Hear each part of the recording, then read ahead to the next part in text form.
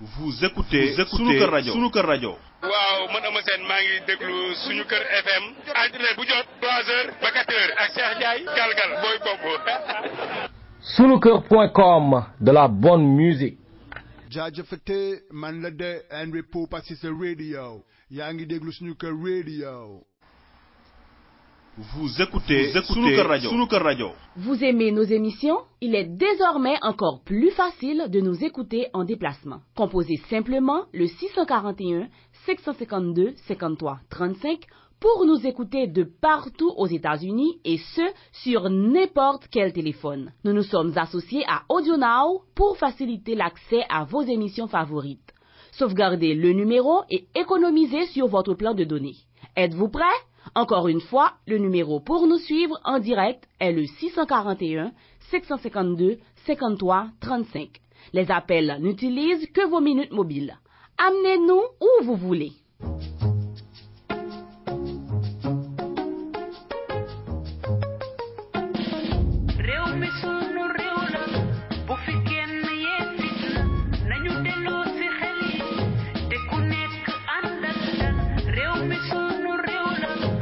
yàgg dëgg la te sul ker du ko teree feeñ gaañi en toute objectivité bokk ci l'une des meilleures émissions de web radio bu leen rajo Sunuker di jagleel rawatina yéen ñu nekk bitim réew ak fu ngeen mën a nekk ci àdduna mu ngeen ko déglu via net ñu ci yëkkati ay kàddu yu objectif lépp rek ngir tabax te xam ni Sénégal sunu gaal la seen kër sunu kër la ba tax na loolu la sunuker.com xam moo tax mu leen a jagleel seen émission en toute objectivité moo xam nga yëngu ci wàllu politique économique culture sociale sport bàyyiwul dara 17h GMT 10h ca Californie 13h quelque part aux États-Unis bokk ci yomb na wooteel ci 001 920 786 85 30 wala boo amee say laaji bopp nga envoyé ko par email ci sunuker@hotmail.com wala sax gaañi am na lu gën a easy ajoutel sur Skype rajo Sunuker rek rajo Sunuker boole seeg moom sa bopp bu mat sëkk ci liggéey bi ndax kat am na compétence indépendance et crédibilité juste pour vous informer waaye li moo neex waay kon na gaañi du fenn fii la ci kër gi la maison rajo Sunuker mooy bombu.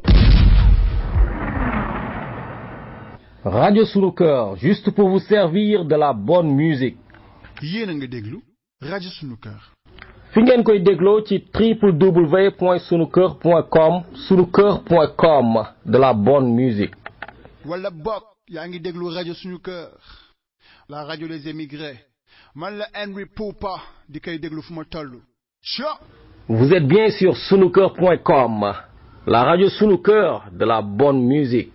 Sunuker.com. jaajëfate man la de Henry Poupa Cissé radio yaa ngi déglu Sunuker Radio.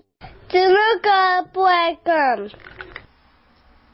Vous écoutez Sunuker Radio. Vous aimez nos émissions? Il est désormais encore plus facile de nous écouter en déplacement. Composez simplement le 641 652 53 35 pour nous écouter de partout aux États-Unis et ce, sur n'importe quel téléphone. Nous nous sommes associés à AudioNow pour faciliter l'accès à vos émissions favorites. Sauvegardez le numéro et économisez sur votre plan de données. Êtes-vous prêts? Encore une fois, le numéro pour nous suivre en direct est le 641 652 53 35. Les appels n'utilisent que vos minutes mobiles. Amenez-nous où vous voulez.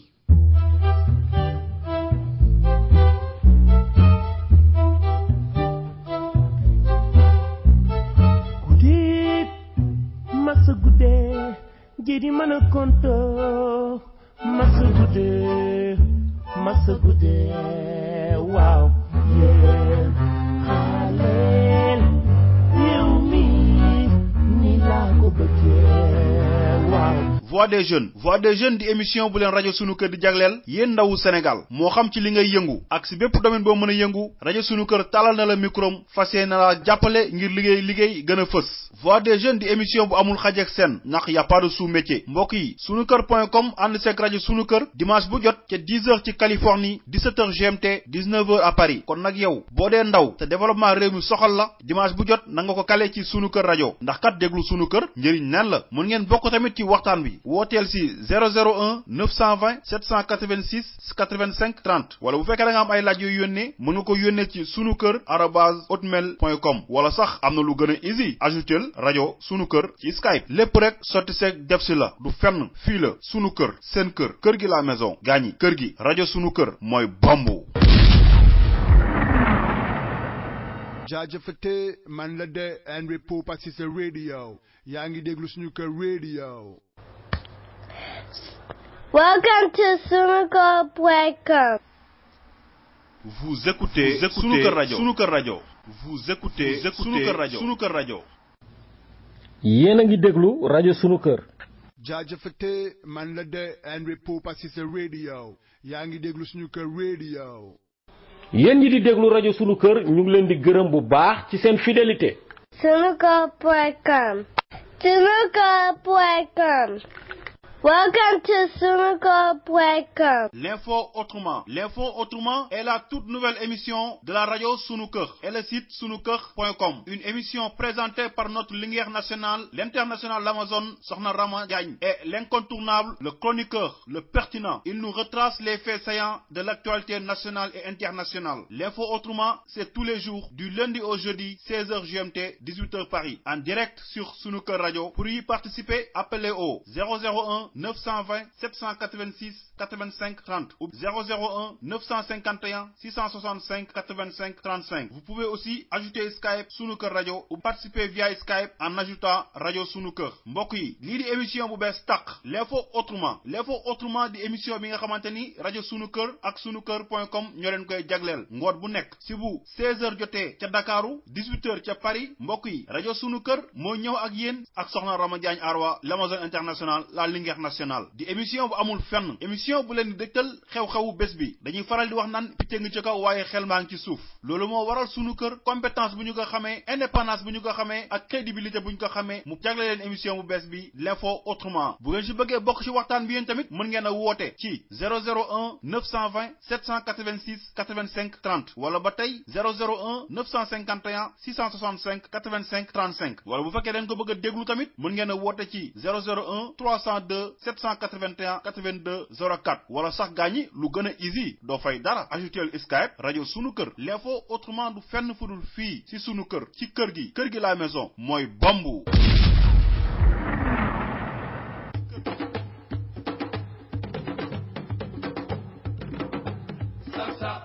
kon ngeen xam ne moom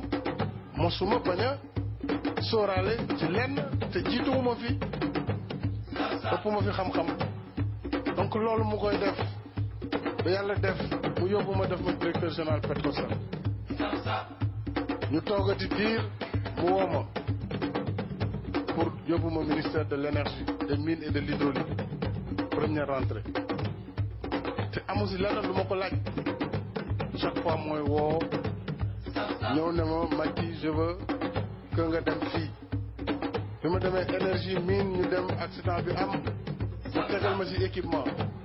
mu nekk surcharge bu 10 ba ñu ci génnee Idrissa Seck di former gouvernement moom moo ma woo bureau la première fois ne ma toogal di defar gouvernement boole ma ci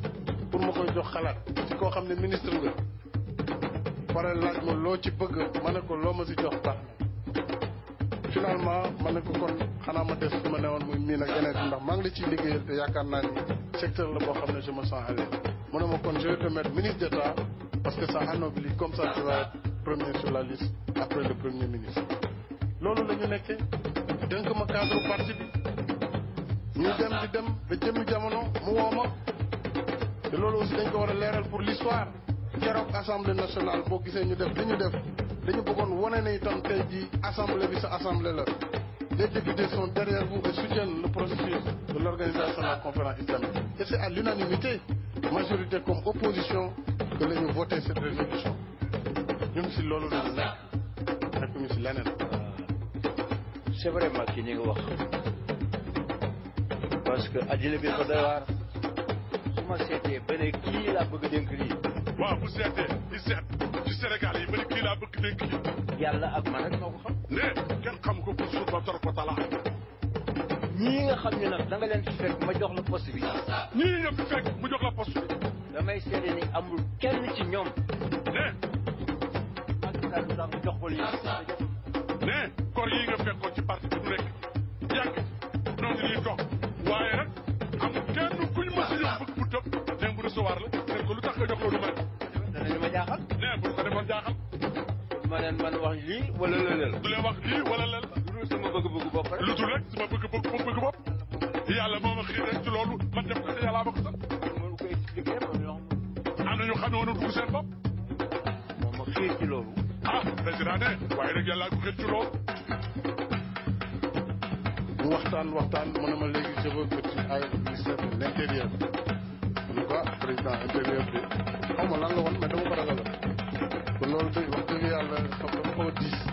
parce que man daal technicien laa te daal si laa gën a nekk à l'aise mu ne ma daal il faut que nga dem foofu parce que loolu moo ma gënal ko bu dee moo la gënal man amatuma choix kon avec votre soutien je suis sûr que je réussirai.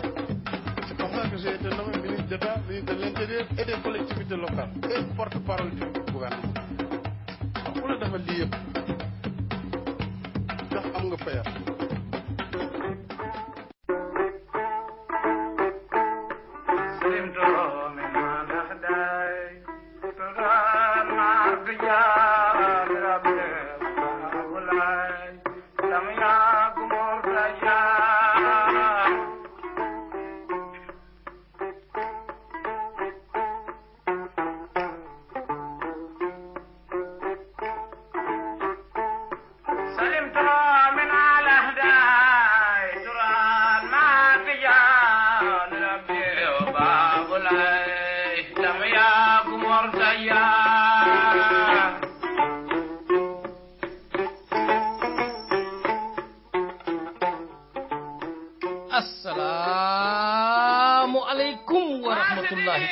wa barakatuhu mbokk auditeurs yi yéen a ngi déglu seen émission l'info autrement tey jii nag di lundi le 30 octobre 2017 ñu ànd ak mbégte bu rëy di dellu si waat fii ci beneen émission ginnaaw bu ñu santee yàlla julli ci yonent bi sallallahu alayhi wa sallam ñu ngi nuyu suñu mbokk auditeurs yépp di ñuy déglu ku ci nekk ci sa tur ak ci sa sant di leen baalu àq di leen baal àq di ñaan yàlla buur bi moom mi nga xamante ne moo ñu bind te bàyyuñu fi te indi ñu ci mission ku ci nekk am mission boo xamante ne da nga ko war a doxal ñuy ñaan mu boole ñu ñun ñëpp baal jéggal ñu musal ñu ci musiba ak balaa ak deegu ñaaw musal ñu ci seytaane musal ñu ci lépp loo xamante ne dañuy yàqal sunu mission fii ci àdduna bi may nuyu sunu mbokk yi nga xamante ne ñoo nekk ci Facebook bi ñoom ñëpp maa ngi leen di nuyu ndeysaan di leen gërëm di leen sant ci feedback yi nga xamante ne dinañ ko def di ñu ko jox de temps en temps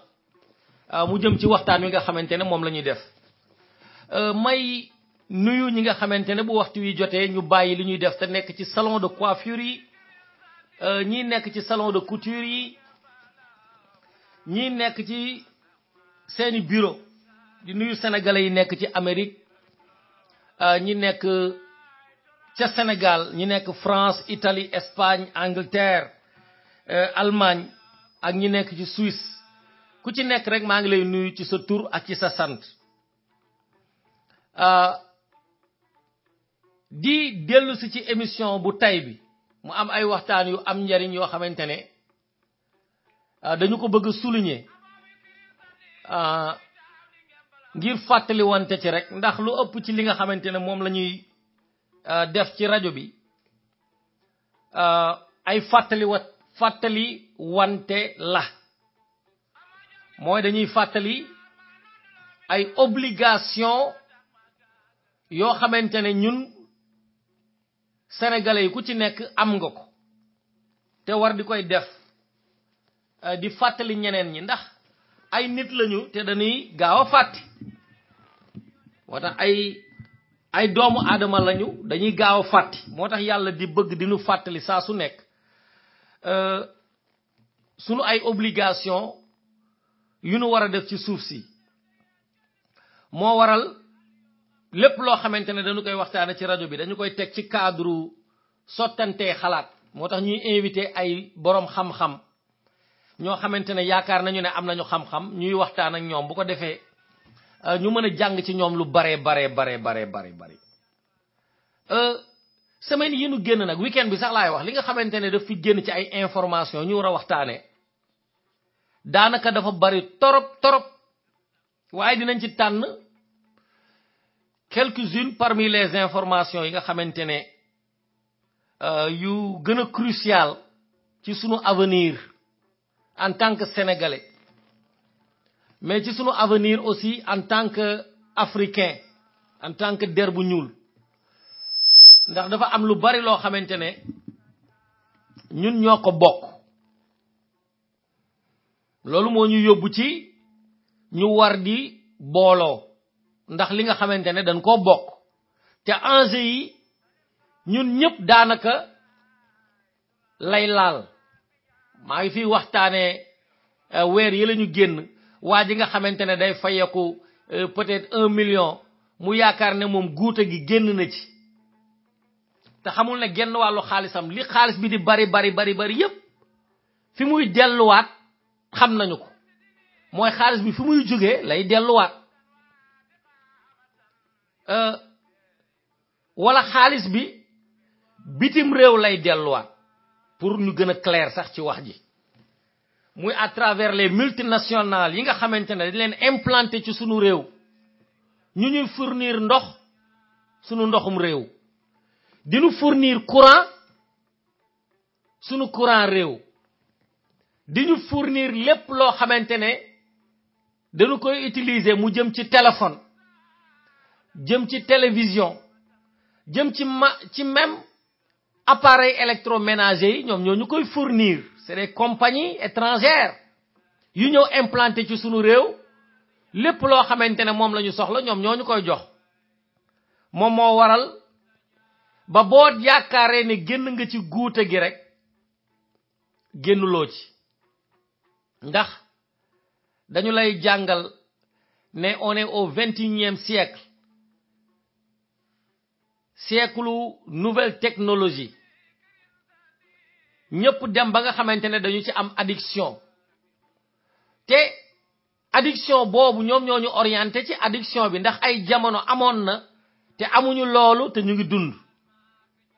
waaye pour que ñoom ñu mën a bénéficier wu ci loolu moo waral ñu fexe ba créer addiction bi ana ñaata sénégalais tey am na ay sénégalais yoo xamante ne du réewu technologie Sénégal boo ko comparé ak yeneen dëkk yi boo am na ñoo xam ne boo jëloon seen téléphone rek dañuy feebar am na ñoo xamante ne boo jëloon seen téléphone rek dañuy feebar te ñu ngi Sénégal te téléphone bi amul dara loo xamante ne da leen koy indil suñu demee ci xoolee ci benn aspect muy aspect économique waaye créé nañu fa benn dépendance boo xamante ne yaakaar na ne mënatul dund sans téléphone bi ndeysaan waaye dafa am leneen lu làqu ci ginnaaw téléphone bi du téléphone bi ci wàllu boppam moo am njariñ waaye addiction bi nga ciy jële moo xam téléphone la moo xam computer la moo xam internet bii nga xamante ne sax ñoom ñoo ñu koy fournir boo demee ba nga xamante ne am nga ci addiction sa poche dootu ko fekk bala nga koy mën a xam nga laajte ki nga xamante ne dafa addictif ci drogue yi nga xamante ne moom la ñuy utiliser muy cocaïne di héroïne ak yeneen i ay xeet yoo xamante ne dañu ci nuru ba même ci prescription médicale yi nga xamante ne dañu docteur da la koy bindal boo demee ba am ci addiction sa alal dootu ko fekkee parce que lépp ngay def pour satisfaire sentiment de dépendance bi nga xamante ne am nga ko ñoom loolu moo làqatu nag ci ginnaaw addiction boobu nga xamante ne am nañ ko ci nouvelle technologie yi moo waral sénégalais bi même bu fekkee ne internet jàngu ci liggéeyu ci amul lu mu koy indil lu mu naroon a lekk sax da koy jël mu def ko ci te pourtant am na ay kër yoo xamante ne bu nu xëyee Rose looy def fii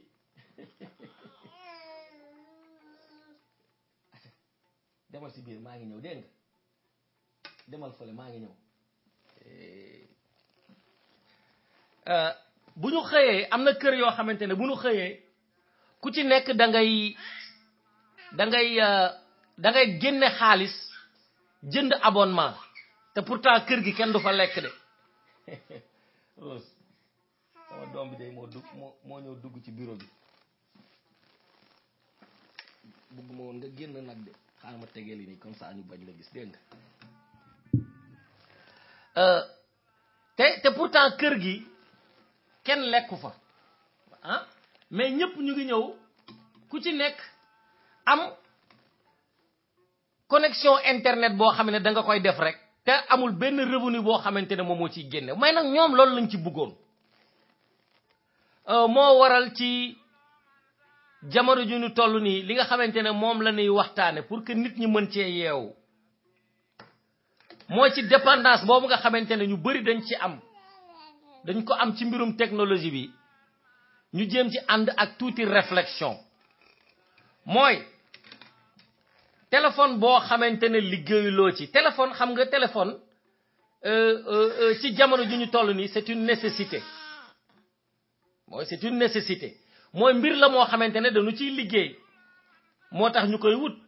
yow bu fekkee ne liggéeyuloo ci jarul nga ciy dépenser ay millions ci année bi pour am connexion parce que sénégalais ay millions la ñuy dépenser nag parce que boo xoolee connexion yi nga xam ne moom la ñuy jënd ay 18000 la ñuy jënd pour am ay quelques heures wala quelques jours de connexion di ko continuer boo ko tegee ci année bi dina nekk xaalis bu dul jeex de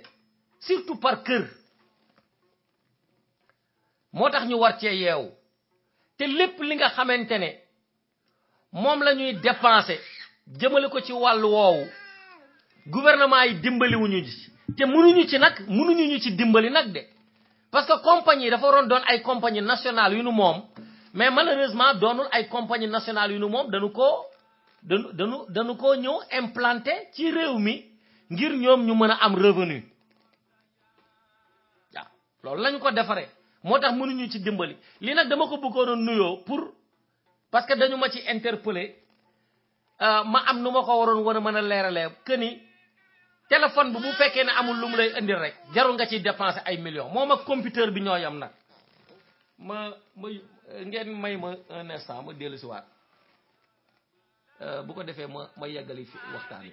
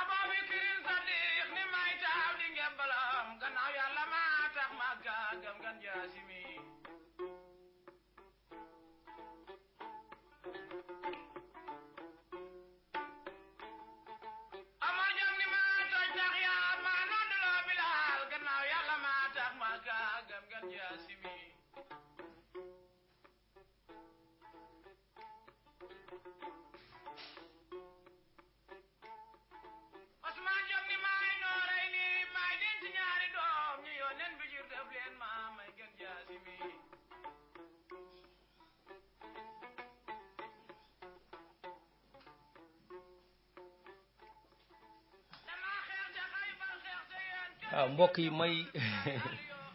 may jéggalu bu baax a baax ci interruption boobu nga xamante ne du suñu volonté xale yi ñoo fi ñëw daal di ñuy interrompre ma ciy jéggalu bu baax a baax ci mbokk auditeurs yi ñuy déglu surtout ñi nga xamante ne sax ñoo ñuy gis maa ngi leen di jéggalu bu baax ci interruption boobu li may yeggale nag waxtaan wi tey te war a laal beneen point bu am importance boo xamante ne war nañu ko souligner mooy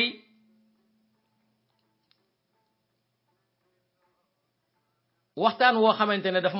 daf may naqari sax man pour ma wax ci fan yële yëpp yéen a ngi dégg ci wàllu politique ay pour parler yoo xamante ne dañu koy souligner di wax ne Macky Sall ak Abdoulaye Wade am na ñoo xamante ne dañuy jouer benn mission boo xamante ne li ñu ci jublu rek mooy bëgg leenoo jubóole ba tax na annoncé nañu ci presse bi ne ci traque des biens mal acquis yi nga xamante ne gouvernement Macky Sall doon na ko def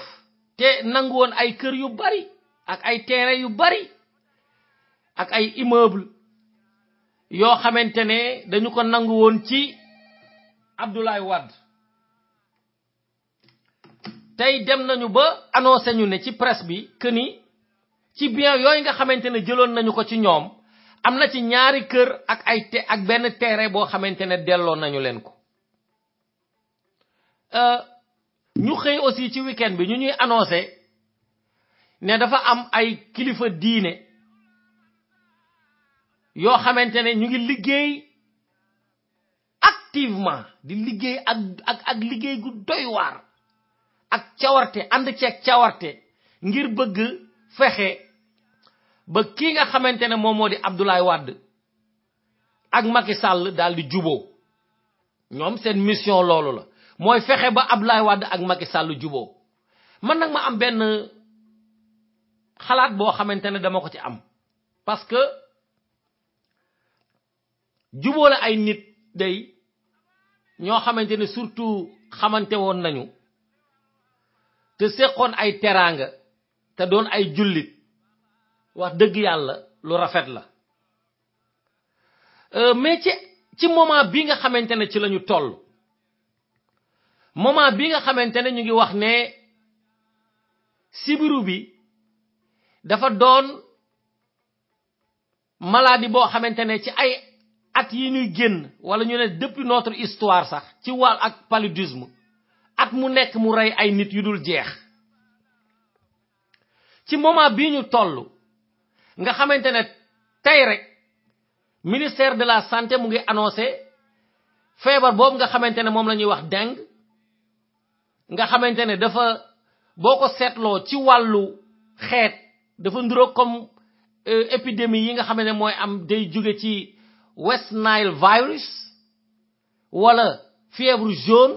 nga xamante ne moom dengue boobu benn naka lañ koy waxee insecte comme insecte anophèle rek ni muy joxe feebaru siburu moom noonu lay joxe ba ñu ne ñu ngi ko gis ca région de Louga te am na plus de 300 personnes yoo xamante ne yaakaar nañu leen ne dal na leen jàpp na leen ci moment boo xamante ne sénégalais yi ñu ngi dem bëgg a faju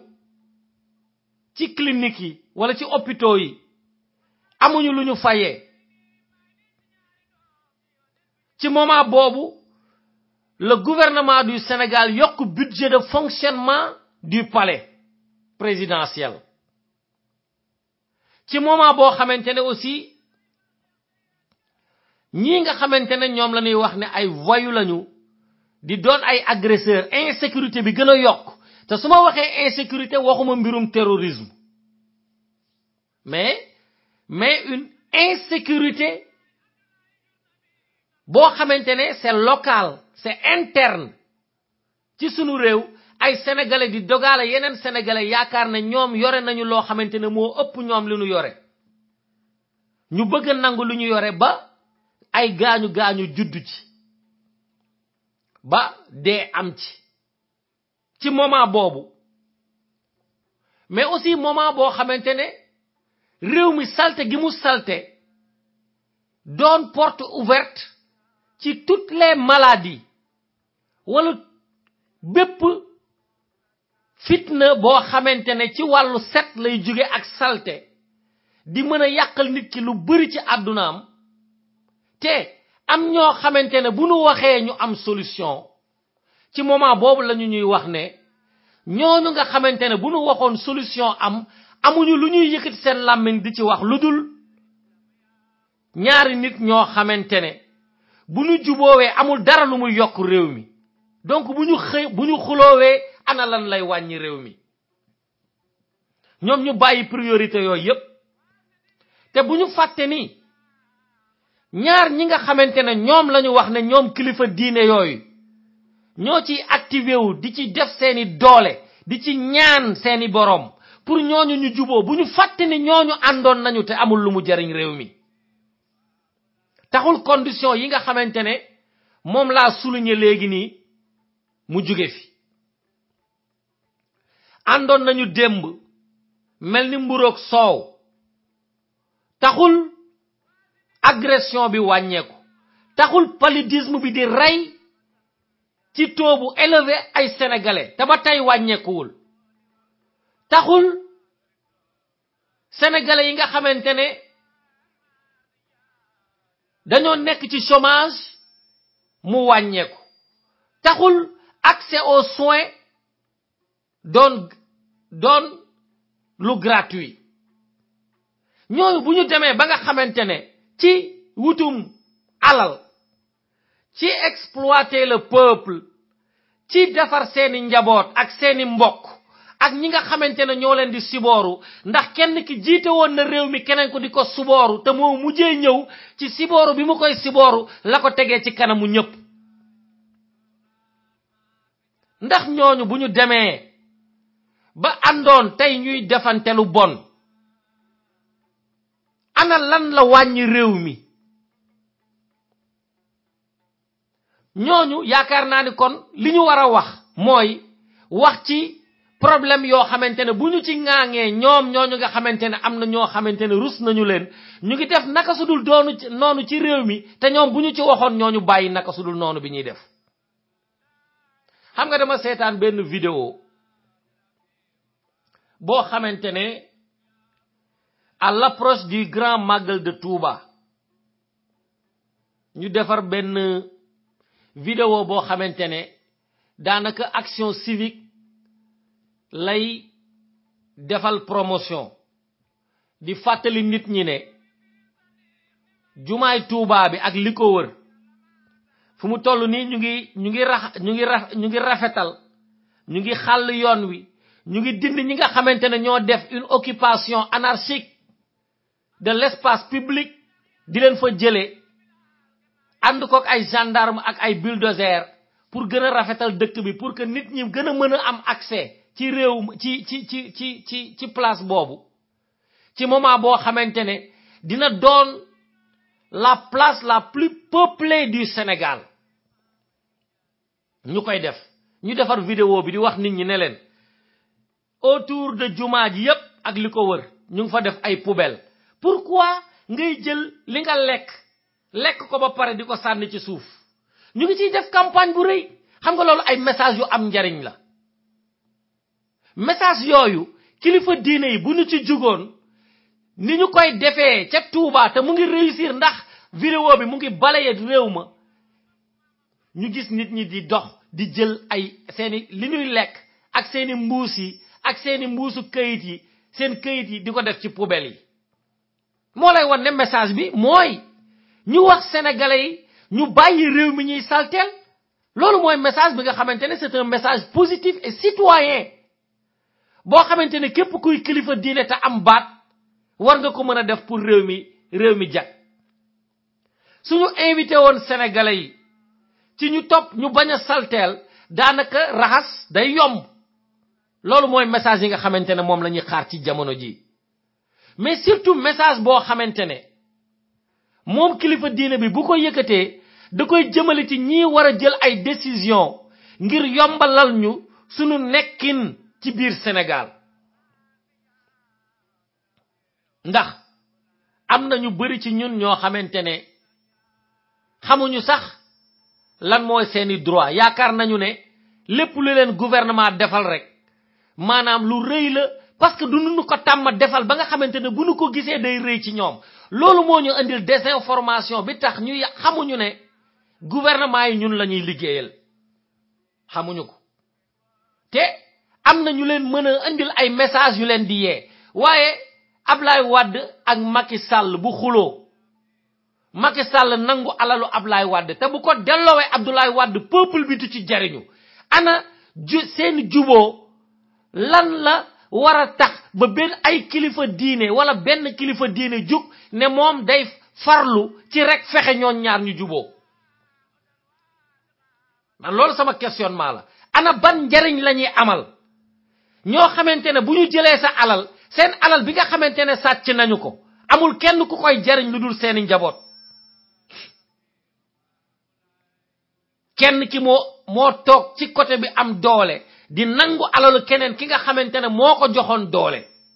ñu dem ba xulo te seenu xulo amul dara lu mu wañi réew mi légui nak ay nit di activé wu au lieu ñu wax ci lo xamantene moy jariñ réew mi ñu ne dañuy wax ci lo xamantene danaka seen and ni mu ñu ñaké jariñ non la seen xulo jariñu ñu dara tamit mu nekk une perte de temps bo xamantene kenn mënu la ko justifier kenn mënu la ko expliquer légui nak ci weekend bi amna Thierno Alassane Sall dafa créer ben mouvement créer wul parti politique dafa créer ben mouvement bi mu ko créer nak daf ko don lancer ci weekend bi pour bëgg commencer ay action politique danaka ñi ëpp ci politiciens yi ci opposition bi téwon nanu fa mu tuddé ko république des valeurs ñom ñëpp ñu solidaire ñom Ousmane Sonko ñom Cheikh Bamba Dièye ñom Idrissa Seck ñëpp daje fa diko supporter parce que ci moment bi ñu nekk moment alliance la té ñom ñëpp ku ci nekk da ngay jaay sa morom guddu geen té mbir mi mën nañu ko jangaté ci ñaari niveau xam nga politiciens yi li ëpp ci li leen japp moy li japp sénégalais yépp parce que sénégalais yi parce que politiciens yi ay sénégalais lañu d'abord avant ñuy doon ay politique ay sénégalais lañu amna lu bari lo xamantene buñ ci yëngu sunu ego rek lañuy bëgg satisfaire sunu ego ma doon liggéey ak yow liggéeyuma ak yow tay ma concurrence la wala tay ma wan la ne amna njariñ motax ngay gis ci biir politiciens yi ño xamantene dañuy bokk parti di liggéey ba ci yàgg té pourtant bu nu bolo won bëggante rek xamné kenn rek moy mëna jitu quoi surtout ci affaire présidence de la république ben nit moy jité li ngeen di bari yépp yoré plus de 300 partis ben nit rek moy jité ben chaise kessé la ben baat rek la kenn lañu koy jox su nit ñi gëmon yalla ñu jital intérêt du Sénégal ñom dinañu mëna andando bolo liggéey waaye li nga xamantene moy justifier que ni ñom ku ci nekk sa ego rek ngay satisfaire man ma ngi ko xamé man Jawar Diop ma ngi ko xamé ci élection législative yi nga xamantene ci lañu genn nga xamantene bolo nañu créer manko taxawu Sénégal taxaw ay yeneeni coalition yo xamantene buñu ko fi doon tuddu duñu fi juggé ta coalition yoyu mu ngi juggé ci tas bo xamantene benno def nako ndax amna ño xamantene buñu len bolé ci liste bi ni ñu baré ku naron nek te woru len xamone nañu ne wor na len ne mënu ñoo am 25 députés ndax anduñu képp ku ñu narona def nga nek plus de 25 wala lu ko ëpp nga ne xaarama créer sama coalition bu ko défé ma nek numéro 1 bu ko défé vote bu ma foratu mëna doon député mo lay wone affaire bi mbirum intérêt la man ci la xamé ni mbirum intérêt la waaw ndax ñi nangul won nek 50e ak 60e bu len woron ni 120 députés ñom ñokoy fessal assemblée nationale dinañ fa nango tok waye sen ñak wolu sen bop mo waral ñuy dem di sétatu naka la ñuy ñiitato lo xamantene luñu ci for dal di koy jël ñooñu buñu ñëwé tay né ay opposants lañu ñu dem ci élection yoy ñom ñëpp ñu créer ay coalition élection yi jeex amna ci ño xamantene benn député sax mënuñu ko am amna ño xamantene amuñu sax 10000 votes am ñoo xam ne 1000 votes sax amuñu ko résultat yi bi mu génnee c'était catastrophique mais ana ban explication la ñu war a jox kon sénégalais yi nga xamante ne ñoom la ñuy woo di leen wax ne man maa leen war a jiite wóolu leen ma man maa ngi leen di déglu rek de élection législative yi ba mu jeexe ba léegi amul kenn ci ñoom surtout ñi nga xamante ne ñoo àndoon nekk benn di xeex Macky Sall muy ñoom Pape Diop ñoom Idrissa Seck ñoom Abdoulaye Wade ak yeneen parti yi ko wër ñoom Mamadou Diop Decroix ak ñoom ñëpp autant qu'ils sont ba tey seeni tas boobu ñu tas pour dem jàkkaarloog Macky Sall te am ci échec ba tey joxuñu explication sénégalais yi te pourtant tey ñu ngi ñëwaat ci ay coalition yoo xamante ne dañu naan la Habib Sy moo proposé telle coalition tey ba tax Thierno Alassane Sall créé mouvement tuddee ko République des valeurs ñoom ñëpp ñu daw songu ci xam nga dañuy nax seeni bopp parce que bëggante wuñu dañuy nax seen bopp parce que dañu bëgg a naxante te wax naa leen ko fi ci weer yi lañu génn ma ne leen su ngeen sincèreul seeni biir du ngeen mën a créer une alternative ci réew mi du ngeen ko mën a def fu mu toll ni tey ñu bëri ci ñoom ñu ngi reposé wu parce que défaite bi ñu jógee ci élection législative yi tax na ñemeetuñoo wax ci kanamu sénégalais yi guleet moo tax Thierno Alassane Sall mu réussir sa manifestation parce que boobu ba léegi ñu ngi toog ñoom parce que xam nañu ne bu ñu ŋaaŋee sénégalais yi laaj leen explication ñu ne toog noppi parce que am nañu explication boo xamante ne dañu ko war a jox sénégalais yi ñu ngi wax ay at ci seen coalition bu nu woote amoon ci yaakaar ñu dem ba ci biir ci ay poste de député ñu ciy xuloo di ci xeex ba tasaareo ku ci nekk demal sa bopp ñu am résultat catastrophique ba pare daal ne mu toog duñu wax léegi nag Thierno Alassane Sall mi nga xamante ne ci weekend bi moo leen woo ba tax yéen ñëpp ngeen génne seeni jaasi di daas moom ci wàllu boppam comme yéen rek la mel ndax dafa bëgg poste ndax bu nu fàtte man dafa am yenn yoo xamante ne mënuma ko woowee patriotisme te duma ko applaudir waaw duma applaudir ndax ñu ngi ko doon wax ay at yu bari est-ce que nit ñi dañuy bàyyi ba xuloo ak Macky Sall dooga commencé xeex Macky Sall te pourtant ci bis bu njëkk ba lañu xam ne Macky Sall yëfu saay-saay lay def man loolu mooy li ma jaaxal de am na nag ñoo xamante ne lii ànduñu ci li may wax duñu ci ànd parce que ñoom li leen intéressé mooy rek il faut s'opposer à Macky Sall il faut s'opposer à la politique de Macky Sall te élément bu Macky Sall perte rek nanu ko boole ci ñun te buñ ko critique te loolu dafay indi manque de sincérité parce que nit ñi mënuñu bu ñu leen dàqee wala bala ñu leen di dàq ñu ne dañoo démissionné daal di ñëw nag léegi ne bu boobaa dañuy faire face ak ki nga xamante ne mooy Macky Sall il faut que peuple bi demander beaucoup plus d'exigence ci ñi nga xamante ne ñoo ànd ak Macky Sall ñu xam ne ku ci jukki dañu la war a gedd dañu la war a gedd ndax mbir mi day wane ni nit ki égoom lay topp dañu ko doon liggéeyloo xamoon na ne réew mi doxul de li nga xamante ne moom la ñu joteeg moom Thierno Alassane Sall xamoon na ne courant bi joxe nañu ko de xamoon na ne ndox mi joxe nañu ko de xamoon na l'exploitation bi nga xamante ne dañu koy def des Sénégalais par rapport ak utilisation wu téléphone ligne téléphonique yi ni nu Orange di way xam na ko de parce que ingénieur la léegi nag da ngay bàyyi ba sa ministère ñu forcer la dara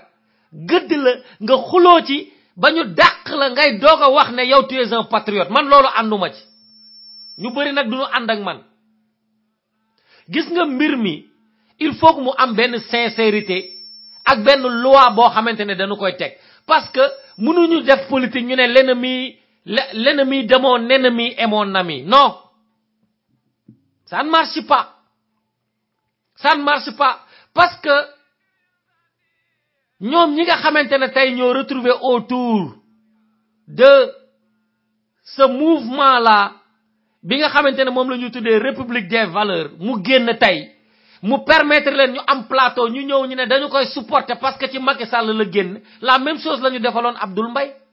duñu dem te sénégalais yi duñu ko pardonné de coow mi nag mën na bëri leader politique yi dem teewe ndax ñoom seen biir rek la ñuy dimbalante parce que at the end of the day ñoom ñëpp ay politiciens lañu seen intérêt rek la ñuy défendre intérêt bi nga xamante ne leaderu parti bi moom day am ay privilèges te kenn du ko wàññi loolu ñoom dañu ciy dimbalante waaye mënuñu xam est-ce que intérêt bi nga xamante ne peuple bi war na ko cee am ndax mu ngi ko ci am ñoom rek ñooy dimbalante seen biir de waaye peuple bi da koy sanctionner loolu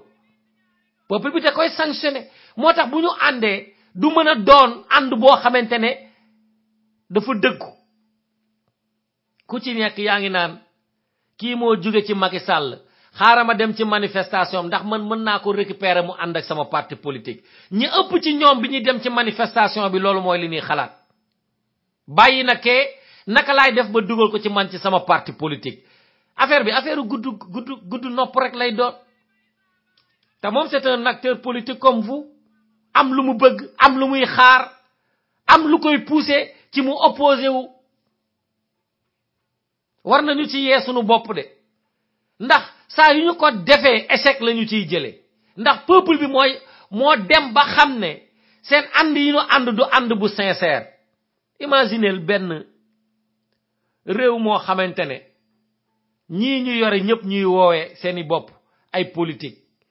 te yore ay parti politique ak ay mouvement imaginez leen bu ñu àndoon juboo te ku ci nekk xam nga sa morom ki la mën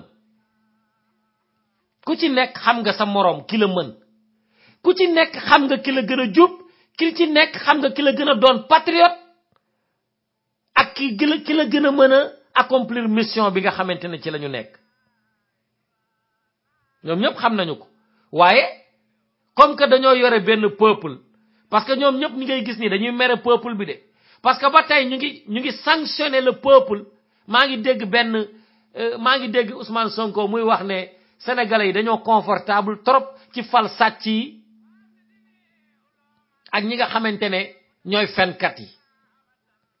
ñu ne sénégalais yi dañu cee confortable mais li tax sénégalais yi confortable ci mooy ñàkk ànd opposition bu sincère loolu moo ci yóbbu sénégalais yi de te li may wax nii du catastrophe mën nañu ko rectifier c'est pas trop tard pour rectifier ko it's not too late mën nañu ko rectifier mais est-ce que am nañu grandeur bi nga xamante ne dañuy dépasser limite yi nga xamante ne moom la parti politique yi teg seeni diggante ak satisfaction personnelle boo xamante ne ñoom ku ci nekk yaa ngi koy wut te loolu mooy li koy indi mooy fal wala jox ay poste de responsabilité ay nit ñoo xamante ne ñoo la gën a médiocre te Plateau waxoon na ko de waxoon na ko moom Plateau waxoon na ko ci wàllu politique nee na la boo ci yëngatuwul te bu ñu la waxee yëngatu ci politique nekkul créer parti politique de my friend du créer parti politique du jiite un parti politique du créer un mouvement mais bu ñu nee la dugg ci politique mu ne la boo duggulee ci politique wala nga yëngatu ci politique di xàmmee ñan ñooy yëngatu ci politique te nar laa jiite nga commencé di leen sélectionner di leen xool kan moo ci jub kan moo ci jubul ana kan nga bokkal ay valeur républicaine ana kan ngay bokkal ay ngëm-ngëm ak jub-jub waxuma gëm-gëmu sëriñ de gëm-gëmu réew mi laa wax ana ñan la nga teer leen ràññee commencé leen segg nee na loolu boo ko defulee da ngay mujj ay nit ñoo xamantene danoo yaafus ay nit ñoo xamantene danoo jubul ay nit ñoo xamantene dañoo saay ñoom ngay mujj ñu jiite la te ci loolu lañu toll tey peuple bi nga xamantene moo war a càmbar politiciens yi ànd ci nag ak benn cawarte boo xamantene dañu leen war di càmbar peuple bi defu ko moo tax bu ñuy wax ne peuple bi dafa confortable ci fal ay sàcckat ak ay fenkat déedéet du loolu peuple bi moo yëngatuwul ci dox ci mbirum politique moo tax li leen plateau waxoon daal di ñëw moo tax xoolal ñan ñoo ñuy jiite ku jiite rek seet ki la neex nga teg ko fa yow mi nga xamantene rek càmbaroo ñi nga xamantene ñoom nga votel ñooñu ñooy dem tànn ñoo xamantene yow xamoo leen waaye yaa leen gën a jub ñooñu di la jiite te ñooñu duñu la fajal say soxla mbirum jiite réew dafa laaj réflexion bu profonde dafa laaj tolérance dafa laaj laa biir dafa laaj am yërmande te ñu bari ci ñoom amuñu ko ndax kiy défendre son intérêt personnel du sóoraale ñàkk keneen kee nga xamante ni ci moom la nangoo avantage yi pour satisfaire boppam du la faale parce que bu la doon faale da koy séddale mu équitable le fait que faalewu la le sóoraalewu la pour satisfaire ses besoins personnels moo lay wan ne moom sóoraalewu la kooku mënuloo am ci moom yaakaar mënuloo ko cee am ci état boobu nag lañu tollu ma ne woon nag dinaa ci waxtaane pour que sénégalais yi gën cee am critique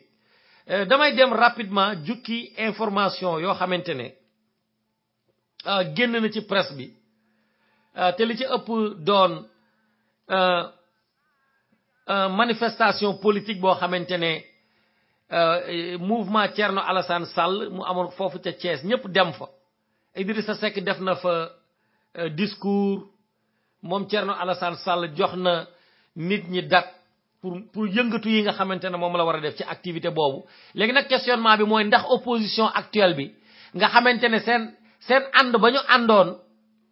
dafa tas ci législative te ba léegi booloo guñu ko de ba léegi booloo waatu guñu ko ndax groupe bi àndoon ak Khalifa Sall ba léegi ñu ngi yëngatu ci di défendre Khalifa Sall Ablaye Wade mu ngi yëngatu ci côté moom it ak groupe am kon ba tey àndatuñu ndax léegi nag ñoom seen groupe yooyu day ànd ñëw ci ginnaaw Thierno Alassane Sall République des valeurs loolu questionnement la xëy na fan yi di ñëw ak at yi di ñëw at mii di ñëw incha allah dinañu ci yee dafa am nag benn coow bu am ci autour de ñoom Bouba Ndour ñoo ko wax ci seeni waxtaan bi ci def ñoom ak ñoom Birima ñu ne Ousmane Sonko dafa dugg ci benn deal boo xamante ne dilu 50 parcelles ca Almadi 2 la xewee mu doon benn guerre déclarée parce que Ousmane Sonko nee na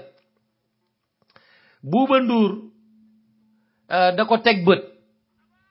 pour seet yoon yu mu mën a jaar rek ngir discréditer ko yàqal ko ura bi nga xamante ne am na ko ak considération bi nga xamante ne peuple bi am na ko ci moom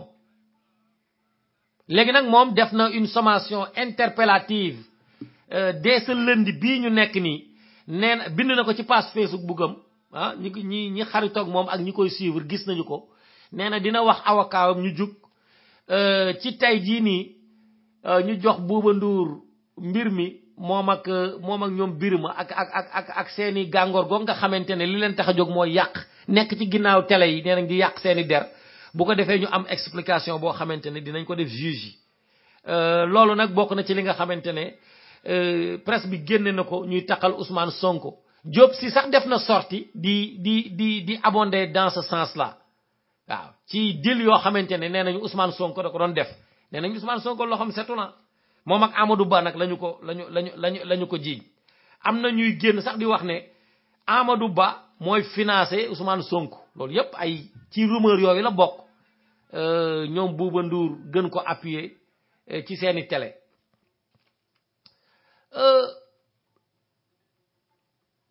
Moustapha Niass nag ki nga xamante ne moom moo di Doudou Wade def na benn sortie di wax ne Moustapha Niass day def yëfu banditisme politique te nee na Ousmane Tanor Dieng moom jaay na PS ba pare moom loolu la wax loolu mu ngi ko def ci benn sortie boo xamante ne def na ko ci weekend bi di attaquer ñi nga xamante ne ñoo ànd ak Macky Sall rawatina alliés yi nga de premier rang yu mel ni Ousmane Tanor Dieng ak Moustapha Niass ñoom ñaar la song ci sortie boobu mu def affaire Khalifa Sall nag député yi dañoo daje presse bi sax bind na nee na pour ñu lever immunité parlementaire u Khalifa Sall les députés n'ont pas perdu de temps tak la ñu def pour lever ko nee nañu ndax daje nañu ci saasi ngir waxtaane naka la ñuy jaaree commission boobu nga xamante ne dañu ko créer pour mën a lever immunité parlementaire bu Khalifa Sall dañu cee gaaw léegi nag Ismaïla Madior Fall nee na moom mu ngi liggéey ci mu am benn procès bu équitable ci mbirum Khalifa Sall moom nee na dinañu juger Khalifa Sall waaye bu ñu koy juger dañu koy def ci wàllu yoon li nga xam ne règle de droit yi ñu teg yépp moo ci loolu la ñu koy teg sur le plan international nag François Compaoré mi nga xamante ne mooy rakku Blaise Compaoré dañu ko arrêté ca aéroport de Paris mooy aéroport Charles de Gaulle foofu la ñu ko arrêté parce que gouvernement dëkkam xam ngeen weer yi la ñu génn ñu ngi ko doon seet ne dañu ko bëgg a jàpp donc nee nañu arrêté nañu ko te kiiwu Paris confirmé ne vraiment jàpp nañu kooku nga xamante ne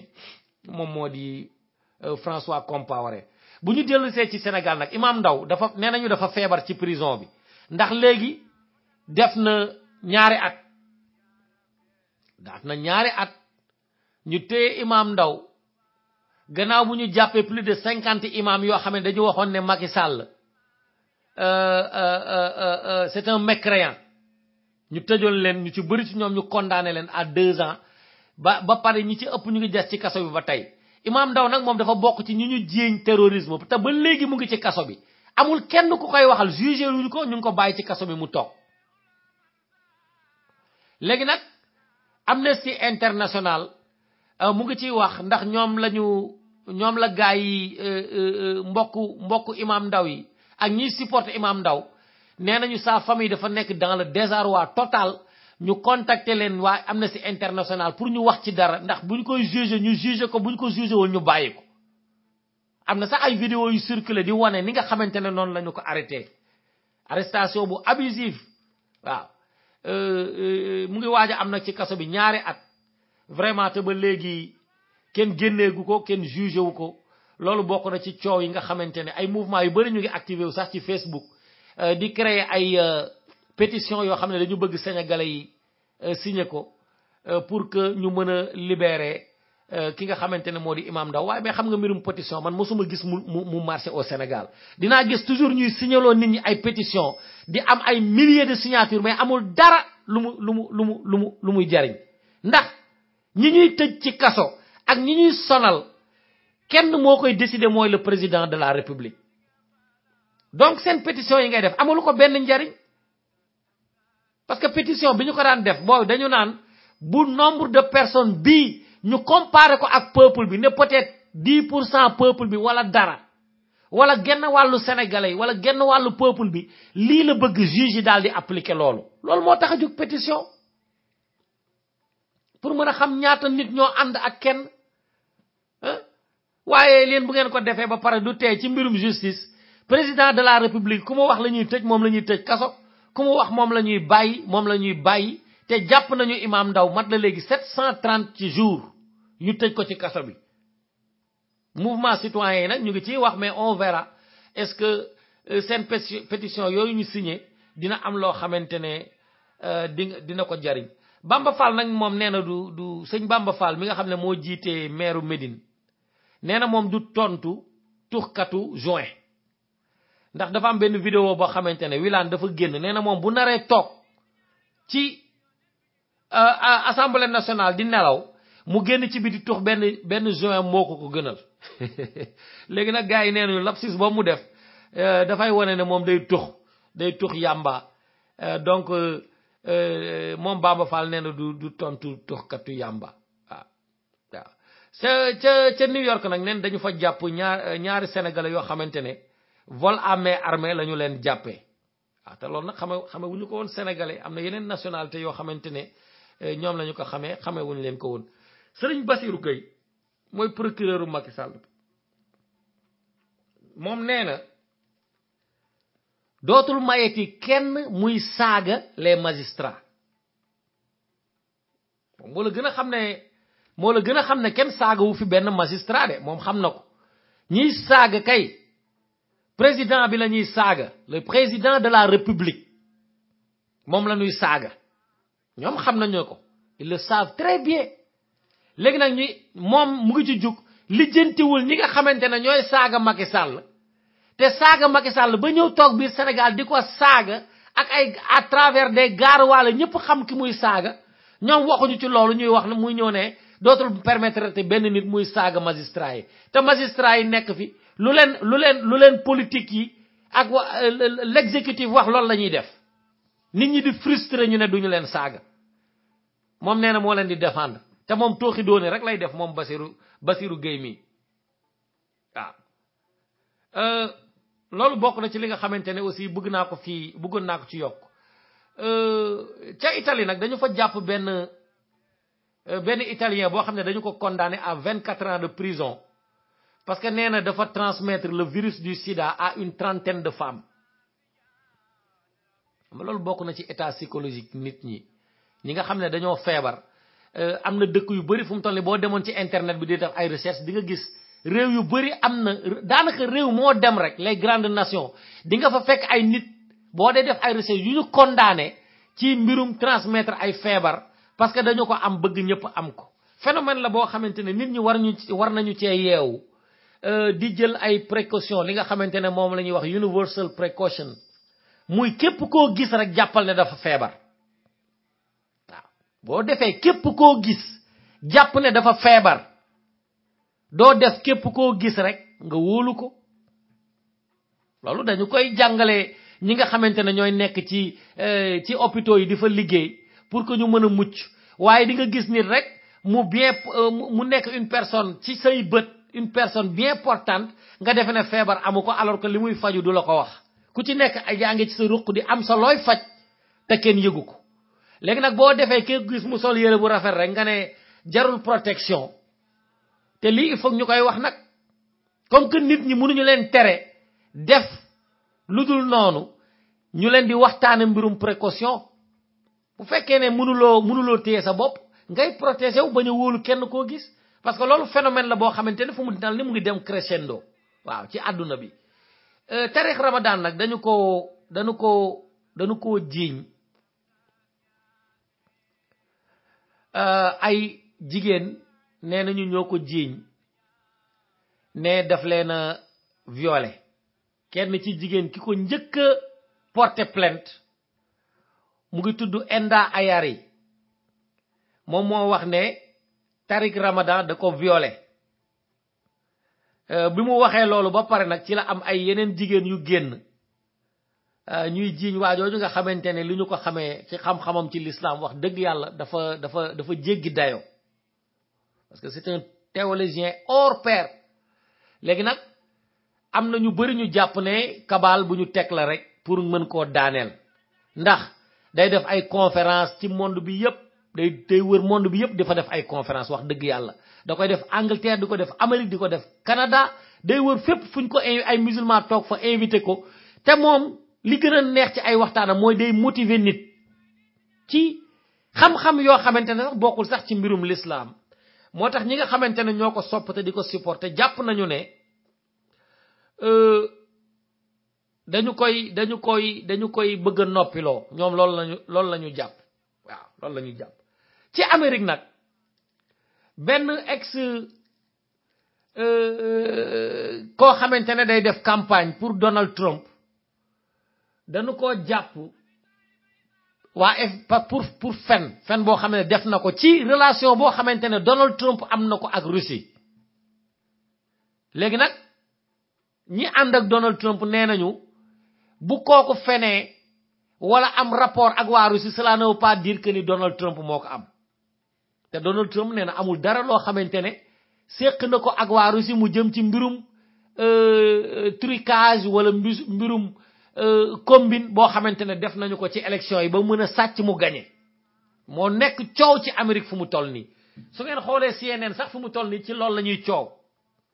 waa ñu fu mu toll nii dina am problème ndax nee nañu bi ñu koy enquête dafa fen waa FBI yi nga xamante ne ñoom ñoo doon mëne enquête bi wax nañu sax ne bu ñu moytuwul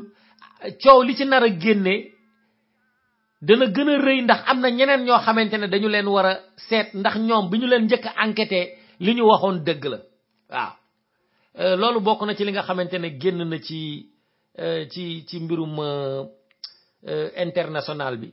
léegi nag diggante Arabie Saoudite ak Iran coow li dafa bari ndax ne waa Arabie Saoudite dañoo accuser waa Iran ne leen ñoom ñooy jox arme rebelle yi nga xamante ne ñoo nekk Yemen loolu moo waral ñoom Arabie Saoudite ak Yemen mënuñoo juboo mënuñoo am benn entente ndax kiy yàq solution politique bi moom moo di waa Iran te waa Iran ñoom accusation yooyu nga xam ne def nañ ko jëmale ko ci ñoom pousse nañ ko d'un revers de main ne loolu amul ndax ñii nee nañ daal yëfu caaxaan la ñuy xalaat mais loolu ñuy xalaat du dëgg dafa am nag benn xale boo xamante ne benn fœtus bu ñu retrouvé ci ay poubelle maanaam ci mbalit fœtus boo ko déggee mooy doom joo xamante ne dafa war a ëmb fi mu ëmbee nag loolu la ñu jël yépp def ko ci benn mbalit maanaam xale bi dafa juddu ñu jël ko sànni ko loolu lay tekki ca Liberté 6 nag la xewee ñu ngi def ay enquête pour mën a jàpp ki nga xamante ne mooy yaay ji xam nga nag yooyu boo ko déggee ñu koy wax te doo mës a dégg mukk ñu ne la jàpp nañu ki ko def daf lay wan ne Sénégal war naa liggéey bu baax ci mbirum découverte technologique yi jëm ci mbirum ADN war nañu ci def jéego yu rëy on est trop en avance am na ay crimes yoo xamante ne ba tey mu ngi am Sénégal te mënuñoo jàpp ñan ñoo ko def parce que fiché wuñu nit ñi ci yoon wala exploité wuñu découverte yi ADN yore tey Amérique ñu ngi résoudre ay crimes yoo xamante ne dans les années 70 la xewee wallahi yàlla xam na ko am na ñu ñuy dugal kaso tey crimes yi ñu def dans les années 70 la ñu ko defoon ñii dans les années 80 ndax dañu fa bàyyi woon seen toq deret naka la nit di mën a juree doom sànni ko te duñu ko mën a jàpp nga xam ne tardé nañu de te ñii ñu ngi tëj kaso ñoo xamante ne dañoo rey nit dagg seen bopp toq deret ba fa dal ñu xool ko gis ne du toq deretu victime bi ñu topp ko ba ay 30 ans après 20 ans après 15 ans après la ñuy doog a jàpp ki nga xamante ne moo ko def war nañu ci liggéey suñu gouvernement yi loolu moo war a doon seen challenge dugg ci 21e siècle bi au cœur du 21e siècle pour bénéficier wu ci développement technologie ni nga xamante ne mooy yoon waaye ay nit ñu ngi def ay crime bis bu nekk tey à main armée di jam ay nit seen deret di fa toq te kenn du leen jàpp dañu war a recycler waat enquête kat yi de billahi dama enquête boo xamante ne dañu naan la diw la ñu yaakaar rek ñu jàpp ko ci ruq di ko dóor ba mu ne man la dañoo indi intelligence affaire léegi dafa laaj jàng moo tax il faut que ñu sunu gouvernement yi liggéey ci loolu waaye bañ a jël alal gi rek di ko dépenser ci confort ay oto dégg nga ak ay téléphone wala ay tukki dañu développer sunu secteur yi lii mooy li nga xamante ne moom laa bëggoon a jukki képp koo xamante ne bëgg nga ci yokk dara wala nga waxtaane ci yi nga xamante ne jukki nañu mën nga ñu woo Skype rajo sunu kër wala 920 786 85 30 wala 951 242 50 51 wala 951 665 85 35 Ahmadou Diop ma jox la kàddu gi. asalaamaaleykum Diawar Diop. waaleykum salaam. maa ngi lay nuyu. di la sant. ñu lay fay Ahmadou. voilà ci liggéey bu rafet bi ngay def. ñu ngi lay gërëm bu baax. ndax wax dëgg yàlla l'info autrement am na njariñ ndax décryptage massif nga ci def di seet li nga xam ne jaadu na ak li nga xam ne xel mën na koo nangu ak li nga xam ne xel mënu koo nangu waaw loolu lu rafet la parce que patriote noonu ngay defee ku am civisme noonu ngay defee ku bëgg suñ réew mi noonu ngay defee doo seet li nga xam ne moo neex sénégalais yi ndax dëgg ci nga nekk guddi ak bëccëg jayuma la nag waaye parce que loolu moo fi nekk ndax mënunoo wax leneen wallaay ñoo ci ànd ñoo ko ànd waaw wax dëgg yàlla parce que jukki bi ngay jukki toujours loolu ngay wax démonstration magistrale yoo xam ne finalement yaakaar nañ ne sunu Sénégal gi wax dëgg yàlla bu ñu amoon jàngat politique ak la chose publique yaakaar naa ne kenn du déglu te rajo yooyu nekk Sénégal nga xam ne tout accroupi waaw parce que loolu moo tax suñu dëkk bi tardé Sénégal nag moom yaakaar naa ne man suñu dëkk bi daal wax dëgg yàlla man du ma xam mbir mi parce que loo ciy seet mi ngi ci tàggasante tellu ginnaaw xiiroo bëgg a nekk benn man de loolu laa fi gis léegi ci suñu réew mi lan moo ci njëriñu Sénégal dans tout cela xam nga dëkk boo xam ne comme ni ñu koy waxee toujours affaire télécommunication affaire internet ñuy liggéeyal bitim réew Sénégalais di telli di dépenser sans compter alors que kenn lekkutut kenn naanutut ñuy aakimoo ci ay des instruments de domination de l'extérieur ñu ci jafandu du yàq seen xaalis golo di bay baabu du dunde wérgu yaram amu fi xeesal bi noonu maanaam les produits toxiques de l'extérieur importés voilà loolu mooy tout simplement la reproduction instantanée mooy ñi nga xam ne ñoo nekk ci classe politique bi waaw te kenn demul ñu des waaw nga xam ne c'est des nègres de service yoo xam ne ci loolu la ñu nekk ne loolu moo tax ñu alku parce que suñu dëkk bi il faut que révolution culturelle am fi et des mentalités changement des mentalités am fi il faut que ñu yee nit ñi war a éveiller wu waaw parce que dëkk yi am fayda ci loolu la ñu nekk waaw parce que Sénégal talatuñ dara sujet bu jeex beneen sujet ñëw le tyran le fasciste di orienter le débat di continuer ces cirques et ces discours yoo xam ne amul benn njariñ contradictoire la sax c'est ça man li ma ci gën a jaaxal waaw les retrouvailles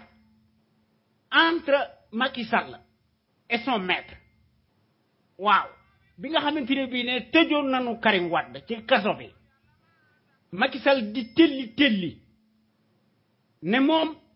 kenn mënta fexe ba def pression ci moom lan moo xew ci diggante bi ba nga xamante ne bii ne ñu bëgg kii dugal Serigne Sidi Mokhtar Mbacké nga xam ne lu baax la ci jublu ci leneen ba nga xam ne finalement porte-parole yi ci loolu la ñu nekk waaw maanaam porte-parole interposé waaw du mouridisme à quelle fin lan moo tax ba nga xam ne li nga xam ne népp c'était pas possible hier léegi lu tax tey mu bëgg koo nekk xanaa kon mbir mi dafa am lu làqatu ci ginnaaw ci affaire Karim Wade man kat loolu laa fa gis parce que dëkk boo xam ne radiothérapie amu fi comme ni nga koy waxee. wallaay wérgu yaram amu fi. wallaay paludisme bi tey ji la wàllu gën a aay. te waxoon nañu ne dans un mois mu dans leur waaw les Sénégalais dans leur majorité. tirent le diable par la queue dund bi seer na. électricité bi nga xam ne Macky Sall dana ko wàññi def tey ji la wàllu gën a aay te ay fen la rek voilà c'est tout parce que li ma gëm mooy. li tax loolu ñu def discours boobu maanaam mbir mi dafa mel ni que gagnant et gagnant la maanaam entre l'élève et son maître parce que dafa am des enjeux politiques en arrière-plan ci sama gis-gis bu gàtt parce que li tax ma wax ko mooy xam nga parodie référendaire moo fi am parodie législative Macky Sall ci la nekk guddi ak bëccëg lu mu la wax weddi ko c'est un mécréant léegi bi nga xamante ne bii ne 124 bureaux de vote kenn wotewu fa waaw léegi kon xanaa kon Macky dafa xam ne du ci génn du dem mu ne léegi xaaral ma seet meneen pexe parce que xam naa ne lii bu élection amee du ma gagné parce que xam na ne Abdoulaye Wade am na ñu bari ñoo xam ne dañoo ànd ak moom man noonu laa ko gisewuma ko neneen voilà le problème parce que loolu lan moo ci intérêt de la nation sénégalaise dans tout ça entre l'élève et son maître waaw lan moo ci intérêt Sénégal dans tout cela parce que koo xam ne braquage électoral ci nga dëkk guddi ak bëccëg waaw léegi sur Thierno Alassane Sall ñu ne ingénieur la waaw parce que ingénieur la Macky Sall aussi ingénieur la waaw parce que il faut que Sénégalais yi xam benn affaire aussi c'est pas parce que ay ingénieur lañu ay intellectuel lañu ñoom ñoo war a jiite Sénégal parce que Sénégal léegi pour ñu mën a wax ne yow am nga kàddu il faut que ñu nommer la poste de nomination tànn sa bu la neex buñ la dàqee na nga wax waaye bi nga xam ne dàquñu la doo wax parce que Thierno Alassane Sall effectivement sur l'affaire BP wax na ci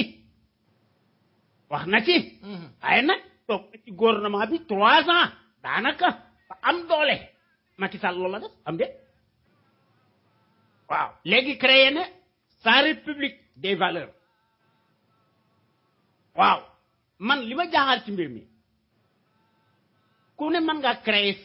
ce parti politique ce mouvement politique waaye lan mooy seen programme politique bind nañ ko wala binduñu ko déedéet man de gisuma ko gisuñu benn man de liiruma fenn benn programme politique boo xam ne bien ficelé mu am changement notoire politique sur tous les plans gisuma ci kenn koo xam ne yaa ngi dingat la constitution moribonde gisuma ci kenn koo xam ne yaa ngi maanaam fexe ba nga xam ne président de la république du fi mas a nekk dégg nga bu nangaat ak di tëgg tamaam léegi sama gis-gis mën nañoo créer parce que Sénégal ñaata parti politique ñoo fa nekk ay mouvement plus de 200 maintenant ku ne naan man ku ne naan man maa war a jiitu man rek la yàlla sàkk maa fi gën ndey maa fi gën baax maa fi gën a jàng kenn du la ci indil ay preuve te li ma ci gën a jàng amu ci kenn koo xam ne ci ñoom comme ni ko France defee ni ko États-Unis du defee nga ne da ngay dagg sante primaire am fi sans quartier amul face au tyran amul kenn du ko ci wax kenn du ci déggat dara parce que fi Macky Sall toog dong lañu bëgg parce que plus les mouvements et les partis politiques se corsent billahi l'opposition n'a aucune chance du am benn chance njawar dellu ginnaaw ci la ñu jëm billahi loolu moo am dañuy wax rek lu tax léegi évidemment un débat contradictoire parce que loolu ci laa dëkk nag njawar lu tax duñ ko def parce que dañoo am ay limites am na sujet yoo xam ne dañ ko aborder parce que bu ñu aborder sujet yu ñoom ñëpp ñi nga xam ne ñoo naan mana bu ñu seeti seen i mbir dafa lëndëm kurus enrichissement totalement illicite tous sans exception nag ñoom ñëpp nag voilà le problème parce que bu ñu fontoo nit ñi parce que ku mu yore sab saret nekk fi professeur de lycée wala leneen nga yore sa dësoo billahi kenn du la fal loolu mooy tout simplement l'escroquerie de pacotille ñu ngi ko jouer toujours dans la cour des voleurs en bande organisée au détriment des Sénégalais des citoyens présagés amnésiques voilà le problème parce que la comptabilité ñu ngi koy gis ci affaire u xaalis voilà médias yi di wax ci yow guddi ak bëccëg voilà le problème parce que Sénégal mën nañ koo fekk nañu nangu un débat contradictoire nañ nangu waaye kenn du ko ci def évidemment Macky Sall du ko nangu ñoom ñëpp kenn du ko ci nangu ñoom ñëpp ñu mën a mesurer seen capacité politique waaw ñu mën a mesurer seen doole seet ba nga xam ne est-ce que sénégalais yi daañu leen fal wala duñu leen fal seet ki nga xam ne loo mën ak loo mënul comme ni ko français defee ak ñeneen dëkk yi lu tax duñ ko def déedéet dagg sante rek par presse interposée mercenaire ci loolu la ñu nekk ñu ci leneen Sonko nag effectivement dañ ko muyee ci 50 terrain yi Diop si muyee na ko ak Amadou Ba moom kenn du ko waaye li ma ragal ci loolu Sonko dañ koy yow rek parce que man loolu awma ci benn firnde ne finalement mi ngi ci loolu danoon seet ba xam lan la ci affaire levée de l'immunité parlementaire bu Khalifa Sall ah Ismaïla Madior Fall daal nee na justice équitable kooku ay wax la rek ministre de la justice la tout simplement parce que ñoom dañoo jàllar bi carte gi ak lu Khalifa Sall mën a def parce que man li may wax ci laay nekk bu ma ko waaj parce que bu ñu bëggoon Khalifa Sall du nekk député bu ñu valider candidature voilà le problème c'est tout c'est contradictoire mënuñu fee nekk maanaam mbir mi c'est un jeu pervers sax man noonu laa ko gisee parce que li ma ci jaaxal affaire Karim Wade ak affaire Macky Sall ñu weddi lépp léegi ñu ne ñu ngi ànd Khalifa Sall di ñëw foofu lay mujj boo liggéey c'est la même chose loolu circuit la boo xam ne amul benn njariñ voilà le problème affaire Arabie Saoudite nag ak Yémen ah kan moo attaqué Arabie Saoudite moo attaqué kan moo ne ci ginnaaw kan moo def du crime kan moo créé l'Arabie Saoudite Arabie Saoudite jëkk na attaqué le Yémen ci 2009 dafa daw gagné dara en tout cas du gagné ci Yémen du gagné Iran moom loolu moom mooy li nga xam ne moo wóor Arabie Saoudite crime yi nga xam ne moom la def ci Yémen loolu kenn du ci wax crime contre l'humanité la évidemment mooy yore pétrole te américain dañoo ànd ak moom ak tubaab yi c'est tout dañuy rendi nit ñi tous les vendredis en direct waaw di taxal lu bari te gëmuñu yàlla gëmuñu yonent bi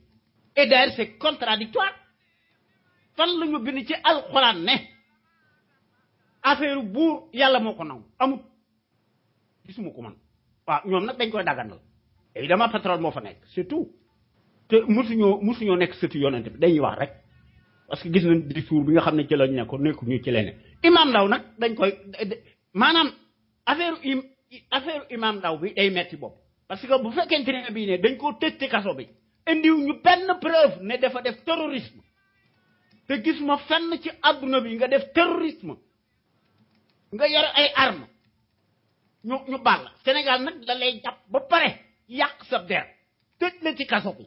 maanaam imam boo xam ne dañ fay bëgg a wax dëgg wax li nga xam ne moom la téere alxuraan bi wax ñu tuumal la ne terrorisme nga loolu la Macky Sall di def te kooku affaire mécréant la affaire faussaire la profanateur la dans la menteur c'est ça le fond du problème te loolu crime la te loolu maanaam Macky def ko def lu dul pour mu mën a créer un consensus national ci koo xam ne da ngaa war réew mi loo wax weddi ko c'est pour faire plaisir à la communauté internationale suprémaciste blanche sept xaj ak seen procès politique à géométrie variable loolu laa fa gis Serigne Bassirou Gueye nag su waxee ne finalement il ne permettra pas que il continue di mais il se prend pour qui celui-là ce mercenaire là il se prend pour qui il doit balayer d'abord devant lui ana xaalis bi nga xam ne moom la am